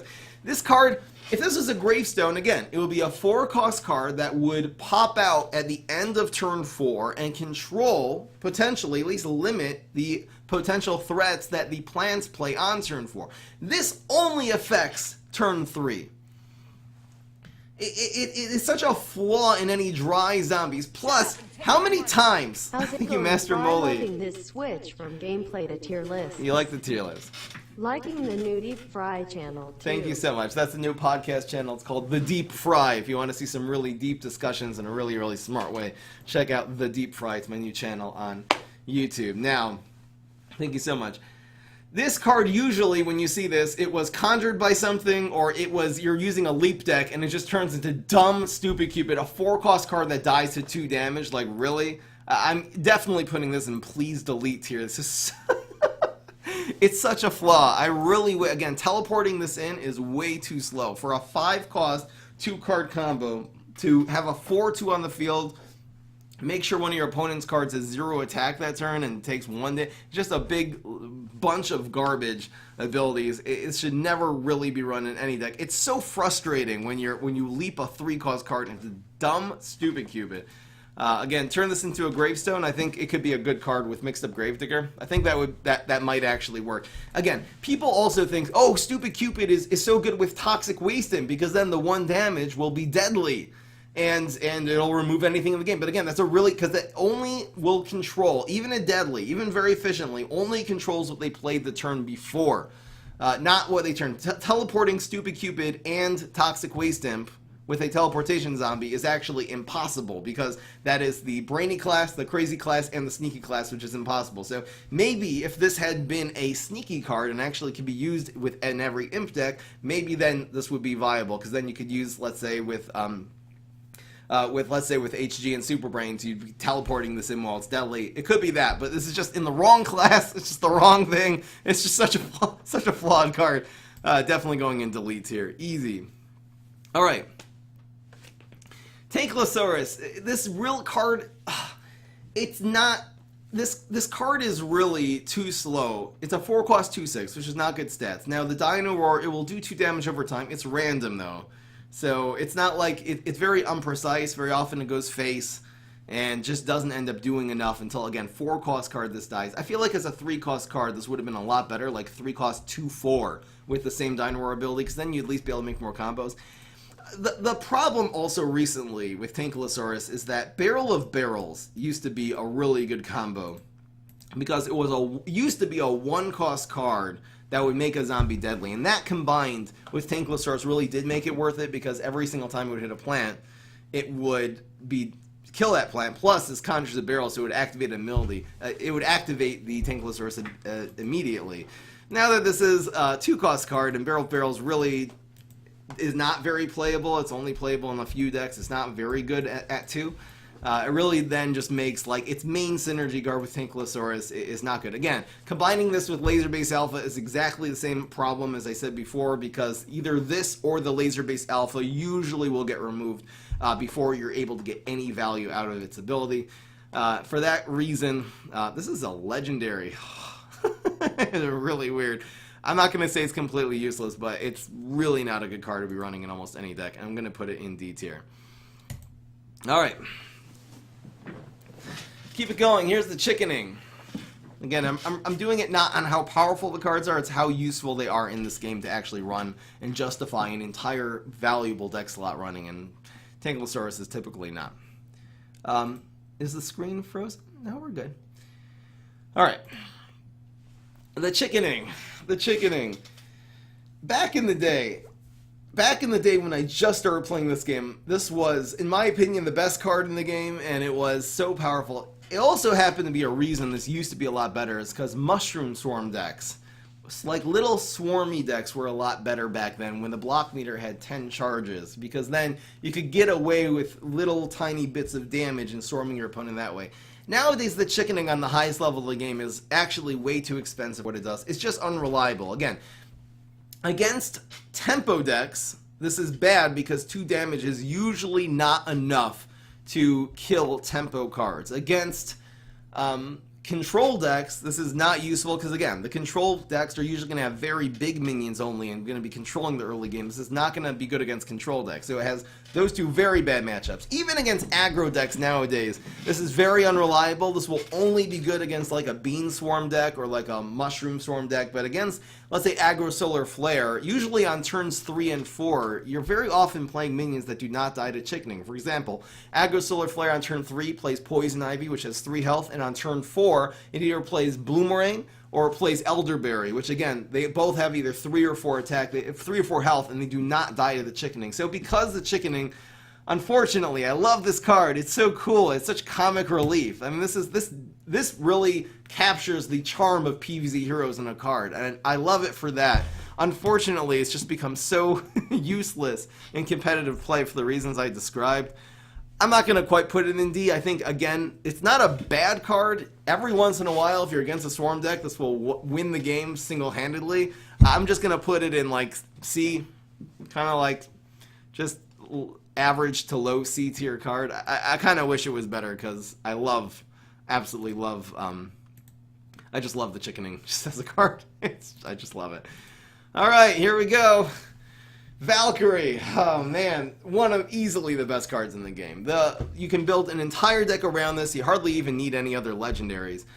You just put a lot of little guys in the field, and as they get removed, the Valkyrie will grow and grow and grow, and you combine this. This is mostly, again, actually it's only good with one hero, and that is Professor Brainstorm. Valkyrie is almost unplayable with other heroes because you can't teleport, and you have to make sure the Valkyrie does all of its damage without the plants having the ability to answer it, let's say with like a Shamrocket. So the best combo with Valkyrie, of course, and Professor Brainstorm is with Mustache Monument, because that will make it do its huge chunk of 10, 15, even 20 attacks, sometimes all in one shot. You can also teleport it into an empty lane to make it do that damage guaranteed without the plant answering it, or you can even go teleport, Valk, bonus attack. That would be now a 7-cost combo, which again, if you have a 10 attack Valk, which just means 5 of your minions died when you had this in your hand, this will make that do 20 damage. It's one of the absolute best finishers in the game just for Professor Brainstorm. It's obviously part of Valk Trickster Hybrid. This card used to cost 3. They nerfed it to cost 4. It really didn't make that much of a difference because, again, being able to finish, let's say, play this with Mustache Monument, instead of doing it on turn 6, now you have to wait till turn 7. Usually, you need to wait anyway until turn 7 to play this. It's so... Okay, so again, Valkyrie, I used to run this in like a Z-Mech deck where you have Sports and Valkyrie and going viral. It's usually not good. Again, it's not good enough because it's so circumstantial and it needs to be in your hand for so long before you play it in order for it to gain that attack. That's why it's... And when finally you do play it, it can be removed by a big removal card, which almost every plant deck is going to have some big removal card like Shamrocket. That's the reason why Valkyrie is really not that good with other heroes. You can just combine this with Z-Mech and use going viral and just use it as a 4-cost 4/6 or 6/6. It's okay, but then it's just stats and it's just very meh. But because with Professor Brainstorm, it's absolutely, arguably the best finisher in the entire game, we're gonna put that in S tier. All right, keep it going. Binary stars. I'm not gonna touch. I talk about Valk Trickster Hybrid now since this is a good opportunity to do it. You know what? If you think that Valkyrie and Trickster should not go in the same deck, I'll tell you the weakness of Valkyrie. This card is strong all around. The only weakness this card has is not getting it. And it not going, you just draw you have your 4 cards, you hard mulligan, and you still did not get your Valkyrie. That is the only time Valkyrie decks lose. And that's the reason why Valk Trickster Hybrid is the best deck in the entire game, because then you don't have that weakness. If you are hard mulliganing to either get at least 1 Valkyrie or 1 Trickster in your starting hand, you will almost just run the statistics. You have 40 cards in your deck, and you're basically drawing 8 cards to try to get 1 of 8 cards. You are almost always going to get a Valkyrie or a Trickster in your starting hand, and Trickster has the exact same weakness. So I know Valkyrie needs you to have minions, Trickster needs you to have tricks. It slows down the deck when you're trying to combine the two, but you have a lot of cards like Beam Me Up, you got Quasar, you have very efficient cards like Barrel of Deadbeards that will be 2 minions for the price of 1, so you don't need to run as many minions in your deck. Your Valkyries do count as a minion to buff your other Valk. If you get 2 Valks in your hand, you play one as a 4/6, they gotta answer it, that buffs your other Valk for the finish.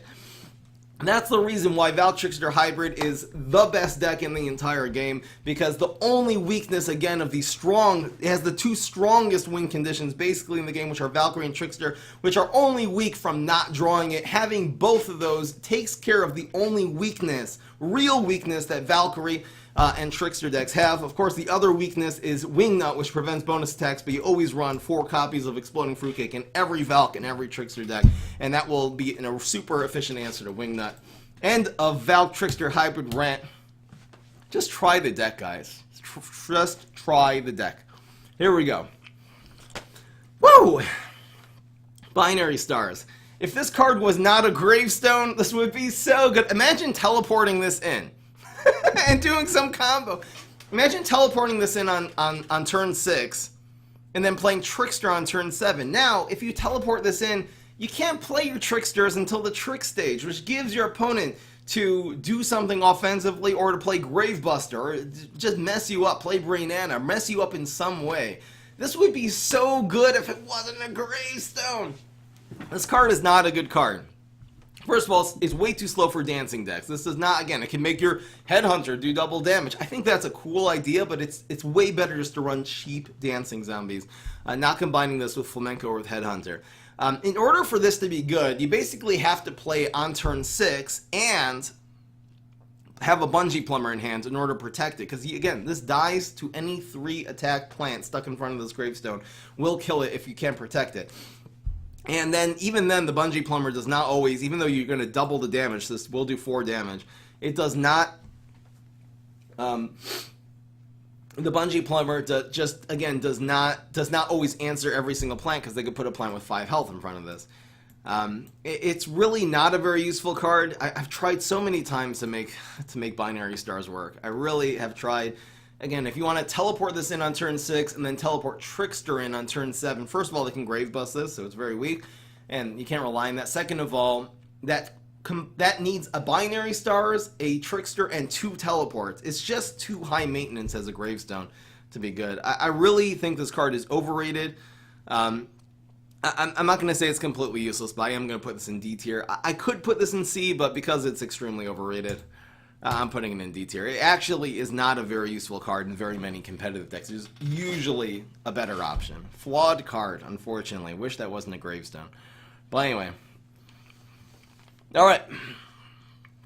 Chat's not going to like that one with the Binary Stars. But really, again, if you understand the way PvZ Heroes work and how solid, reliable win condition, your deck needs to be so reliable. This is, for a 5-cost card, is not a reliable way of getting a win condition. Unlike Flamenco Zombie, Flamenco is not a great. This is actually great. If this was a gravestone, this would be a useless piece of garbage. Again, because you'd need this to survive. All your your dancing zombies to survive until it's popped with the gravestone. Thankfully, this is not a gravestone card. This is actually a very decent finisher. Very good for budget decks, and there's even some competitive decks, again, like the Ramp Dance deck. This really just does a lot. This can do easily, because dancing to cards are typically very cheap, easily do like 6 direct damage or 8 to face. Every once in a while you'll get a 10 if you're running like Synchronized Swimmer in a Boogaloo deck. It's not one of the best finishers in the game. Dancing is not one of the best strategies. Again, it's very, very weak to field clear usually, but there's some pretty solid dancing decks, and it's good for budget players, so, you know, dancing is really not that bad. Headhunter is pretty important for a highly competitive dancing deck, but every once in a while dancing will just take over the game. I'm just going to give this a solid B. Just for all those reasons. Let's go. Come on, Foot Soldier Zombie. Guys, first of all, 5-cost 3. Your 5-cost cards have to be finishers. They have to be taking over the game. This is not going to take over the game. It's a 5-cost 3/4. Great, it does 3 damage. It's a dry zombie that's a control zombie. That's not good because you're only controlling what they've played on turns before. You're not controlling them to play that turn. Plus, it's only 3 damage. 3 damage does not kill 4 drops. It does not kill 4 cost cards. Except for like Bloomerang, the B-Rex has 4 health by the time you can play Foot Soldier. This is not a good card, guys. Usually, the only time you see this is when it's randomly, again, you leap your 4 cost card into a 5. This is so bad. Plus, it's only on heights. Why would you limit this card to only heights? If this could be activate its ability wherever you played it, it would still be a piece of trash garbage. Now you need your heights lane to be open. This is not a good. This is easily going and please delete. This just has no. There's not even a good way to fix this card. Even if this card was a 5/5 and did 5 damage, okay, maybe then it would be okay. And didn't have to be on heights. I feel like that's how much you'd have to buff this card to even make it viable to even run in any deck. It wouldn't even be the most useful control card, by the way, because you'd rather run finishers than run this really slow 5-cost card you have to teleport it. I don't even think it would be that good if this was a 5/5, delete the heights condition, and make it do 5 damage. It still really wouldn't be that good. It's so bad. Goodbye. Do 5 with splash damage. I don't know. Alright, here's Frankatar. This has, again, like almost every single Gargantuar in the game, this is not a good card because it has dry zombie sickness. This is an expensive, big card, lots of stats. Its ability only makes it have a little bit of more stats, and it is removed by Shamrocket, by Squashed, by just any big removal card. Completely obliterates Frankatar. Yeah, we've done a couple of fun decks. Look up Frankatar if you want, but it's really just a meme, even those decks. You combine this with Swarm. Again, combining this with Swarm and giving it ways to grow does not take care of the problem that when you play this, it just gets Shamrocketed or Cob Cannoned usually, or whatever very efficiently. Not a good card. Not a good card for putting this in D. Giving it the good D again. It's not complete garbage, but it's pretty trash. All right. It's not good in Valk decks, guys. It's really not. It's way too expensive. Better run some card draw. Alright, Gargantuar Throwing Imp. The only deck I've really found Garg Throwing Imp is good is, again, in that same deck. It's called when Garg throws Zombots. And that is a Splash Boogaloo deck. The combos you want to use Garg Throwing Imp. Now, this used to, I think, only have 1 attack. Now it has 2 attack. You can probably see in the icon, it probably, if you look really carefully, the icon actually says it has 1 attack, if you look very, very carefully.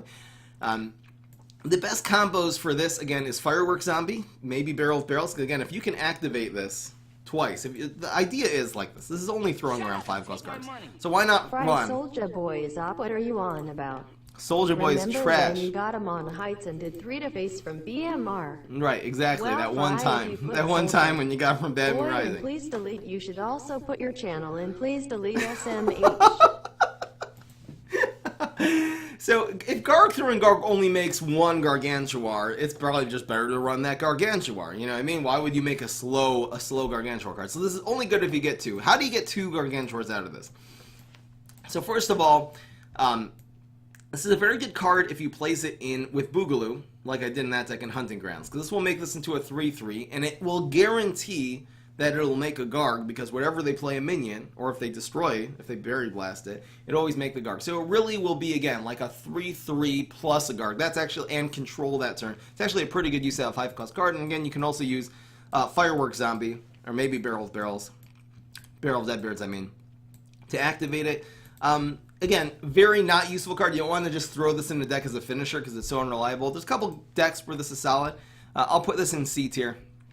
Because, again, there are a couple decks where this is a very worthy, very powerful, competitive inclusion, but it's just not a lot of decks. Alright, here's Hippity Hop. This has the main problem, again, of almost every Garg in this game. It just dies to Shamrock, it dies to all big removal. The little bit of eggs it throws makes it a little better, but not that much better. This usually is just a complete meme card, so if I would be counting for meme value, I'd probably put it higher, but because this is not a very good competitive card, like almost every Gargantuar in this game, I'll put that in D tier. And when we get into Imp Throwing Garg, I'm actually going to be putting this one, for exactly the same reason, putting in F tier. But Fry, it has Pirate Synergy. This is not a good Pirate Synergy card. This is going to get removed before you get any value. But Fry, it throws the almighty Swabby into the Amphibious Lane. Great, great, wonderful. Nice solid F tier card. Definitely try to run that in your Swabby meme decks. But it's really outclassed, let's say, Hippity Hop with more attack and actually throws a good card, which is an egg, which can actually give you some value. They're throwing Swabbies. I know they can go in the amphibious lane. I really... because Hippity Hop... I'm only putting Hippity Hop in D tier because it's a fun card. This is not a fun card. Really no business being in any deck ever. Alright, here's Discotron. This is actually too expensive. I think at 5, this might be viable. Like, you can do Headhunter on 4. Discotron makes 3 dancing minions on turn 5. I think that would be fine. 6, it's just too expensive. It really is just too expensive. Also, when you have a 6-cost gravestone, I think this is, besides for Rodeo, the most expensive gravestone in the game. It dies to Gravebuster, which again is so much value. Even Blockbuster is such a huge value trade against Discotron. Its stats are good. It puts a few minions. This would only be good in dancing decks. This is really not even good in dancing decks. I'll try to maybe bring this in a deck, but it would only be for fun. It wouldn't be competitive at all. Because every once in a while this is amazing. I'll put it in D, but this could easily be an F. Alright, Gas Giant. This is another card inside that Boogaloo Splash deck I keep making a reference to. This is a decent finisher. The problem with this is that it's circumstantial, because if you play this as a 6-cost 5/5 and there's not a good plant on the field to stick this in front of, it's really not a good card.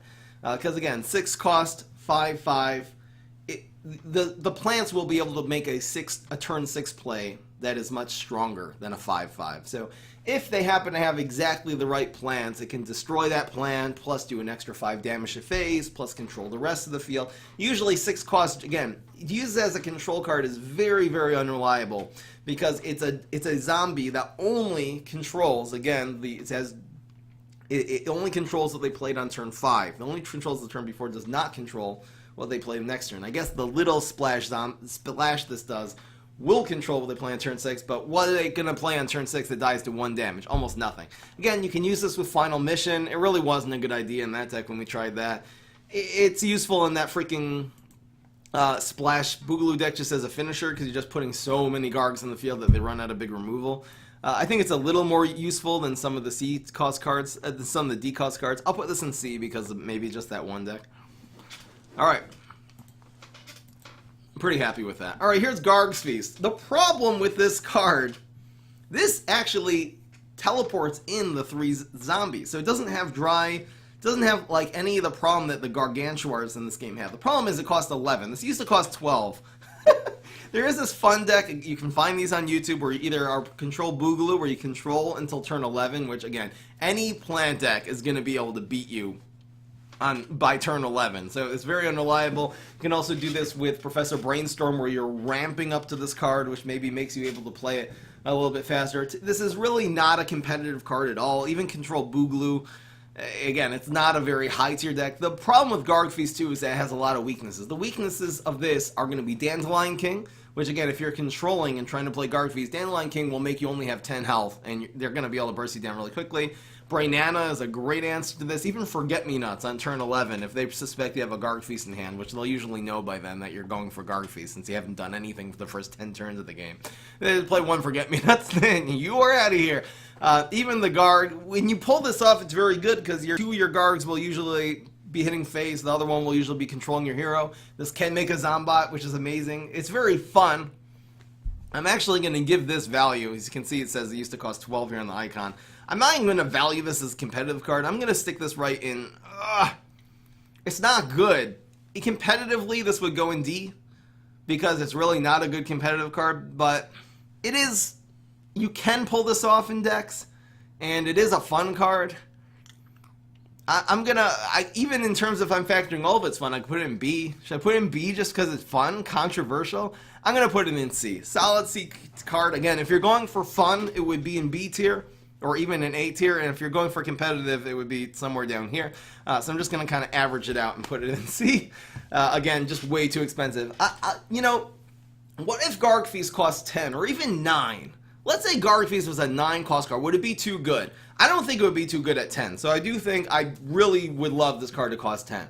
I don't know about 9. Is it not controlling to turn 9? I think it's not that hard to get to turn 9. Would this be too powerful of a finisher, even though it's weak to Brain Nano, weak to Still Forget Me Nuts, weak to a lot of other things? I don't know if this would be broken at 9. I definitely would be fine at 10. So make this card cost 10, please. Anyway, guys, that was the crazy tier list once again. Let me know in the comment section below what you would like to see me do next. I think this turned out really, really well. Hope you guys enjoyed. Peace. This is Fry. Oh, damn, that video took a long time, hour and a half. Huh, it's about normal. That was good. That was great. Great stream. You think it would be broken to 9? I'm not sure. I don't know, because 9 is slow. I just compare it to, like, Walnut Bowling, which Walnut Bowling, by the way, can be played before it. So it's a zombie trip. It probably, I don't know. Do you think at 10 it would be competitive, though? Here's the thing. Would this card actually be competitive on the highest level of the game at 10 cost? I don't think it would, and that's why I'm saying 9. It would be weird that at 10 it would not be competitive on the highest level of the game, but at 9 it would be broken and would just be too overpowered and would need a nerf. You know what I mean? I don't know if 10 is viable. 10 is really late, guys. It doesn't always win when you play it, too. If they have a few plants on the field, this is, unless you get Zombot, this can get a lot of strike, like Frenzy minions. It can get Rodeo to activate. It can get Surprise Guards. A lot of 5-cost Gargs in the game, too. Like, as they started adding more of, like, the Frankotars and the Hippity Hops and the Gargs, the new Gargs to the game have actually lowered the value of Garg Feast. I don't know. Use YouTube's community poll thing. I would do that. I would do that. I really want to engage people in the comment section. I think that's, first of all, good for the YouTube algorithm. It also just sort of creates a conversation. And why would I do the community poll? Not everyone sees the post, by the way. You know, the people, I want the people who are watching the video to then contribute to the polls, not it to be a different demographic. I could do it. I don't have a strong enough reason to be making those polls. And I'm actually using a lot of my posts on promoting the new channel, the Deep Fry. So too many posts, maybe it's not good. I don't know. Garg throwing imp with botanist. That's a little slow because, again, you have to set up the botanist. It could work. Botanist is also very good with hunting grounds. I haven't tried that. That would be Boogaloo again. I could give it a whack. I could give it a whack. We'll do... You know what? I've been looking for an excuse to do Splash Gargs with Boogaloo again. But I kind of like need a new idea. And that's a new idea. So it's if anything, it's just a good excuse to do Splash Gargs again, which is one of the more fun decks in this game. So it's going to be Boogaloo, Splash Gargs with Botanist. And that's cool because then it's a really fun way of activating. I like it. I think that's actually a legitimately very good idea.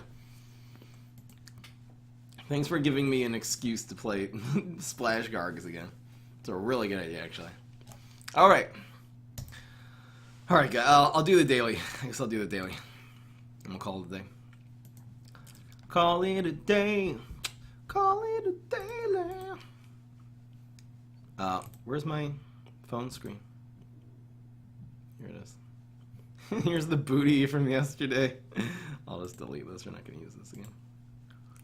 How do you delete?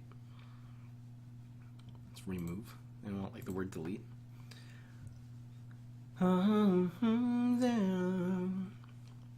Let's do the daily. Daily sucks. Binary stars plus flamenco. Again, I explain why that's not a good combo. Your binary stars doesn't survive usually turn you play it. You do it on 6 and then flamenco. Maybe that's good. So you binary plumber on 6, flamenco on 7. Binary plumber on 6, flamenco combo on 7. Teleports? It's still so weak to Gravebuster.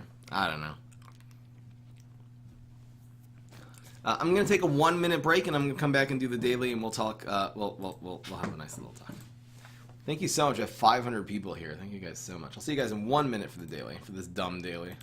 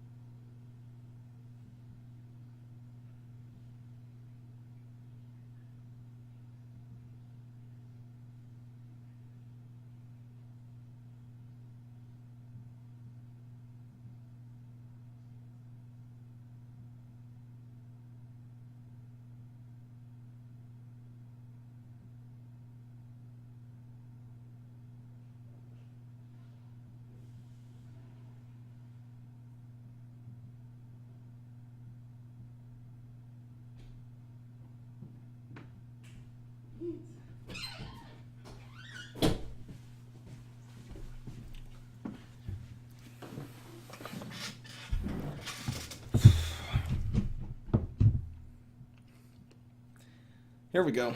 Time to double the Wait, what? I have to read the thing. I think I missed something important there.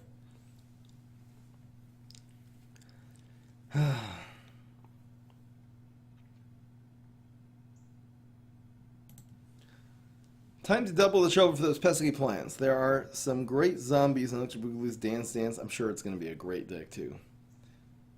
Oh, it's Synchronized Swimmer. Oh my gosh, this is not going to be good. These are great zombies? Wow, look at these great, like, D-tier zombies here. It's so great. It's great. Guys, it's great, okay? It's great because I said it's great. Wow, look, it's great. I'm going to save the Lightning Bolt. It's not worth using. Mango's fine. Synchronized Swimmer's an okay card. They just need the right combos, and I'm just not seeing it here. Just not seeing it. But it's great.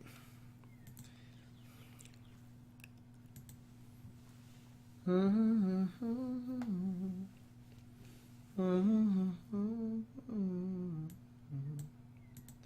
just kind of want this to be a 3-3 instead of a 3-1 next turn. We'll buff this so we can get the Swimmer combo. That's cool. Swimmer's a 2/4/4 now. Not bad. Not bad. I love a 2-drop or a 1-drop. Could you block, please? Ugh. I don't think the Swimmer is strong enough value, so we'll just do this.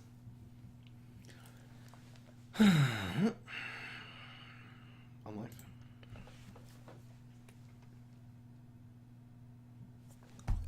Alexander is showing me a Binary Stars deck.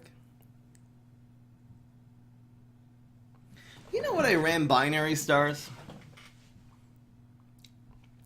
I ran Binary Stars in that Pirate deck. I forgot about just putting Binary as a finisher in a Gravestone deck. It actually is pretty good in that deck.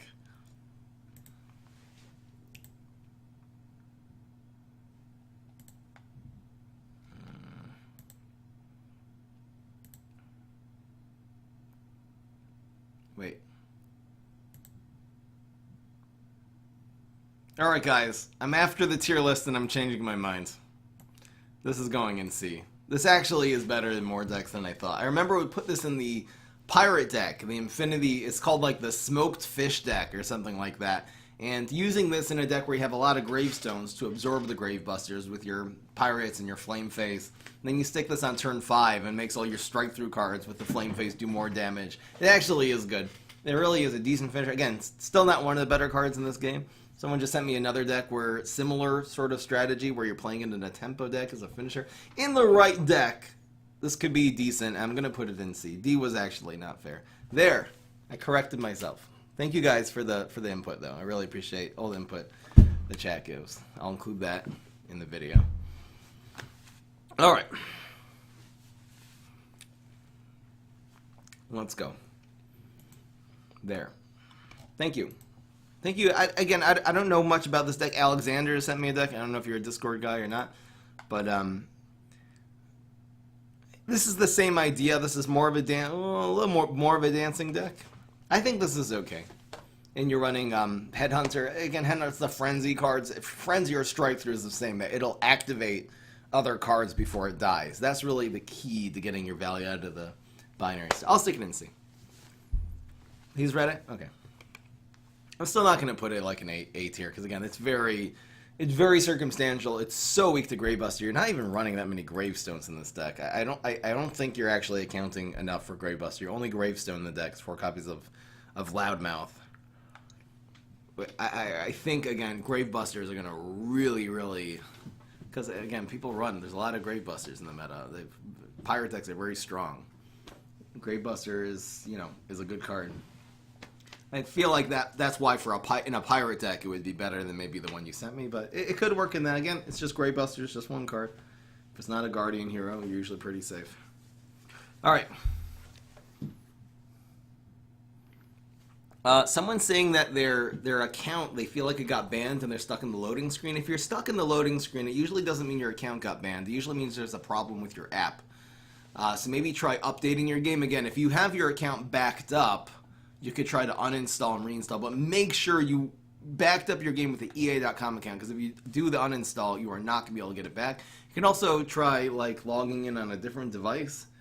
I think for a lot of older phones, the app sometimes has a lot of glitches.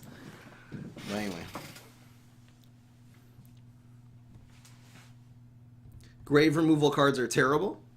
You guys don't like Grave Buster. Okay. La, la, la, la. This is really good for flamenco.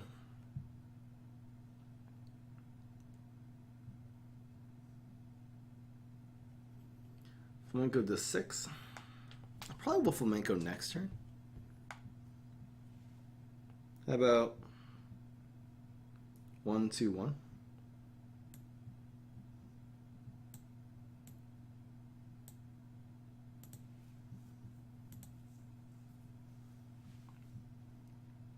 I'm happy to debate on grave removal cards. Again, if you're saying, though, that the best deck is Brain Freeze Pirates, but you're also saying grave removal cards are bad, that's going to be a hard... Those are going to be two arguments that I'm going to have a hard time simultaneously hearing. Because, again, having Gravestone, again, it's a huge liability, obviously, if they don't have Gravestones. Against Valtrickster Hybrid, Gravebuster is obviously so weak.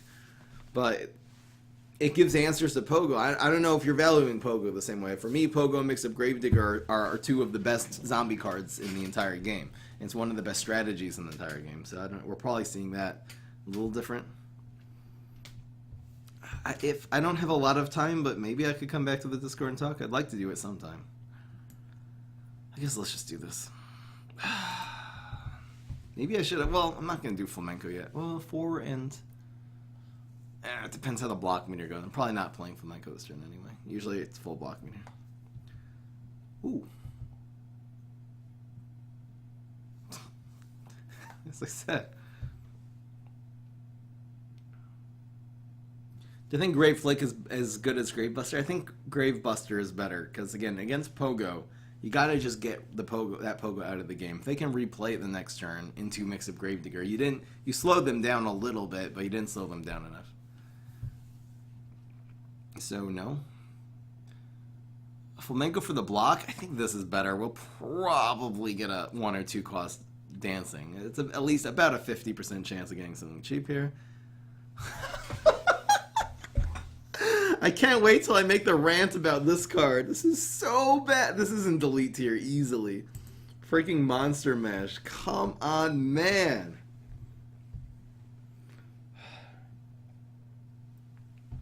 Easy delete tier. We really need a 3-cost card. If we top deck one, it would be great with Flamenco. This is too slow. Need a little more damage here.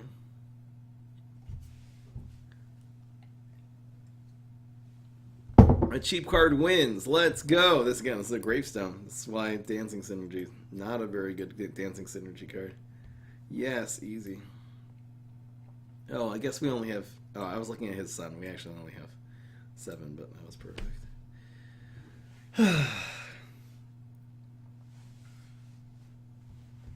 What do I think about Battle for Neighborville? I personally didn't enjoy it. It seemed like a very unprecise game.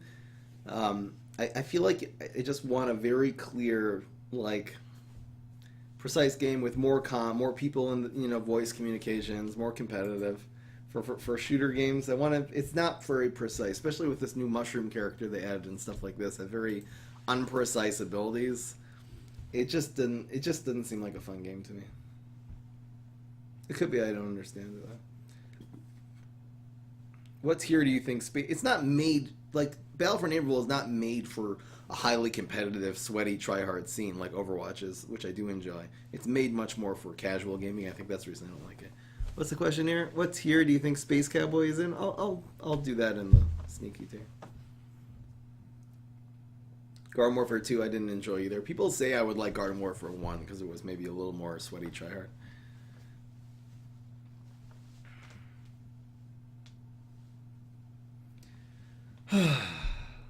Did we win? Alright guys, I'm going to call it a day. If you haven't checked out the podcast, check out The Deep Fry. I'm going to work on today on making another highlight video. I've been doing the tier list and trying most. I haven't done a highlight video in a while. I'm going to get that up, and then the next video after that will be the crazy tier list. Garmor for 1's the best one. More booties. I want to do we have to do the 6 damage Wrath deck. How would I do that? Okay, we'll figure it out. You can't really run it with teleport and imps. We'll figure out a way. When there's a will, there's a way. Maybe we'll get a bounty for that one too. I bet Icy's not going to do the bounty. So be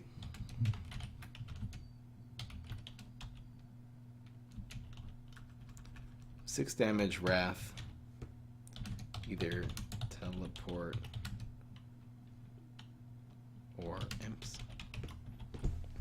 It's gonna be hard though. It was so easy to get the booties because you had the Smarty class to teleport, and then you had the imp throwing imps. You can't do that with the Wrath because that's 3 classes. Probably better to go imps. It's hard to actually pull off the 5 minion combos. Anyway. Hi, AC. No, I said I'm going to try to do a 6 damage Wrath deck, and I said you'll probably won't give me the bounty again after yesterday. Dancer, Teleport, Trickster? I don't think it's a good combo, because the Dancers really don't help your Tricksters at all. Has it started? We're just done. We just finished the tier list, but I will put this up on YouTube probably at the end of the week, probably this weekend. You're doing Conjure Leap. What legendary should you craft first for Conjure Leap?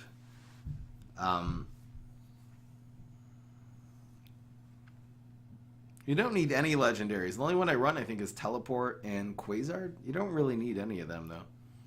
Make sure you have all of your Evolutionary Leaps and your Leap Environments and your Doctor Spacetime. Those are obviously the most important cards. Oh, you have Mixed Up Gravedigger. Mixed Up Gravedigger is the one that's important. So, yeah, Mixed Up Gravedigger, which, anyway, by the way, even not for Conjure Leap, the meme deck, even for highly competitive decks, Mixed Up Gravedigger is one of the best cards in the game. So, easy Pogo Mixed Up Gravediggers. That's what you should craft. Highlights Failcom. So I'm going to work on that today. I have half of it cut up. I've been extremely busy with a lot of podcasty stuff. I'm going to try to finish that by tomorrow maybe, so I'll have it up on today's Tuesday. I'll try to have that up Wednesday or probably first thing Thursday morning, and then I'll do the tier list and have that up Saturday or Sunday morning. That is the schedule. I do have the okay. So the video I'm going to upload today is going to be Fry's Hyperswarm. So that was my version of Hyperswarm with the Pine Clone. That'll be nice and controversial. And then I think the next stream is actually going to be the Ramp Dancing deck. I want to have that up before I do the tier list. So maybe I'll do that video for tomorrow. I'll do the Ramp Dance deck. That was such a fun deck, too. I can't wait to play that again. Oh, man, that Ramp Dance deck. Should you craft Lima Pleurodon for Cycle Cap? You have 4 Pine Clones, your budget? I would say yes. It really is an overall good card. Like, it's not one of the best legendaries in the game, but in any Smarty deck, having 4 Limas is almost always a good idea, and especially if you're going for Cycle Cap. It is a very good. It's not the most important card for Cycle Cap, but you definitely need it for the highest level of Cycle Cap. And again, overall, it's a very, very solid card. So I would say yes, craft it. I probably am going to put Lima in A. Probably not going to put it in S, because again, it's not that important. There's a lot of ways you can replace it in most decks, like just Banana Bomb, but it really is. It's really good in every deck. Maybe I would almost put Lima in A. I want an S. I mean, I don't know what I'm going to do for the Smarty. No one wants to see the Smarty tier list, by the way. No one wants Mega Grow and Solar now. So I'll probably end up doing Smarty last. And Beastie, well, the worst 2 classes. Or Hardy. I don't know what I'm going to do. But anyway. Smarty's probably better than Mega Grow nowadays. Hard to say. Is Astrocado any good in Agro Solar Flare? Yes. In the expensive version of that deck, I run 4 Astrocados instead of the 4 Power Flowers. So absolutely yes. The timer stays orange if you conjured a card that's playable. Yeah, people tell me that all the time. First of all, I'm horrible with colors, but I never pay attention to them. I'm always like, if the timer's ticking, I'm always looking at the game. I'm never looking at the timer. As you see, it usually expires. I usually am listening to it. I'm not looking at it. There is this thing where if you play, yeah, it'll change colors if you have if you conjure a playable card or something like that. Is Dr. Spacetime good? Yes. Not only is it a competitive card, it's one of the most fun cards in the game. So if you want to craft Spacetime, do so. It's a really good craft. Raid Fungus. Maybe I'll raid some Legends of Runeterra streamer. Why don't we do that? How do we raid people?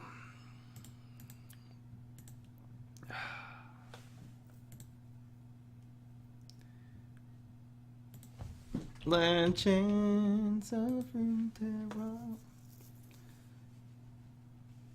Who should we get?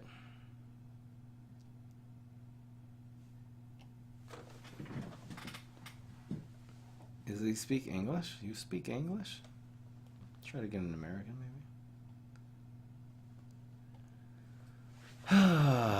Try to want to get someone with, like... Soul, his name is?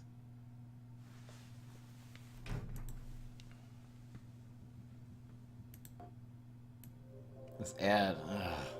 It's making me watch ads. I think Twitch partners should not... Anyway. I just want to raid this guy. I just want to look at the stream for a second. Do you speak English? It's followers chat only. Okay, well, we're not raiding you. Good job. Good job ruining your marketing by trying to get leverage people to follow. Such a dumb thing, followers only chat. Ugh. Really bad. Who do we raid here? You guys have a good... I want someone with around 200 viewers or so. Like mid-range channel. There might have been someone up here. Here's coaching. Who is this? Fresh Lobster. Hired gun. This guy looks cool. Because then he can get in for damage. Alright, let's see, get Fresh Lobster. Is it follower only chat? No. As it is for us, right? He'd tank Gangplank, Sejuani. Even more important for him. Let's go, guys. Raid him up. Raid him up. Raid him up. Let's go. With the Ruthless Raider and Elixir, our hired gun. Let's freaking go. For it to survive. So we're basically setting up two good trades here. Like this one's going even. But yeah, we have the advantage. Is good. Yo, fry him up. Attacking on the odds, right, is like big advantage. Yeah, I agree. Yeah, we just got raided on stream. Fry him up came in with the enormous 116 people raid.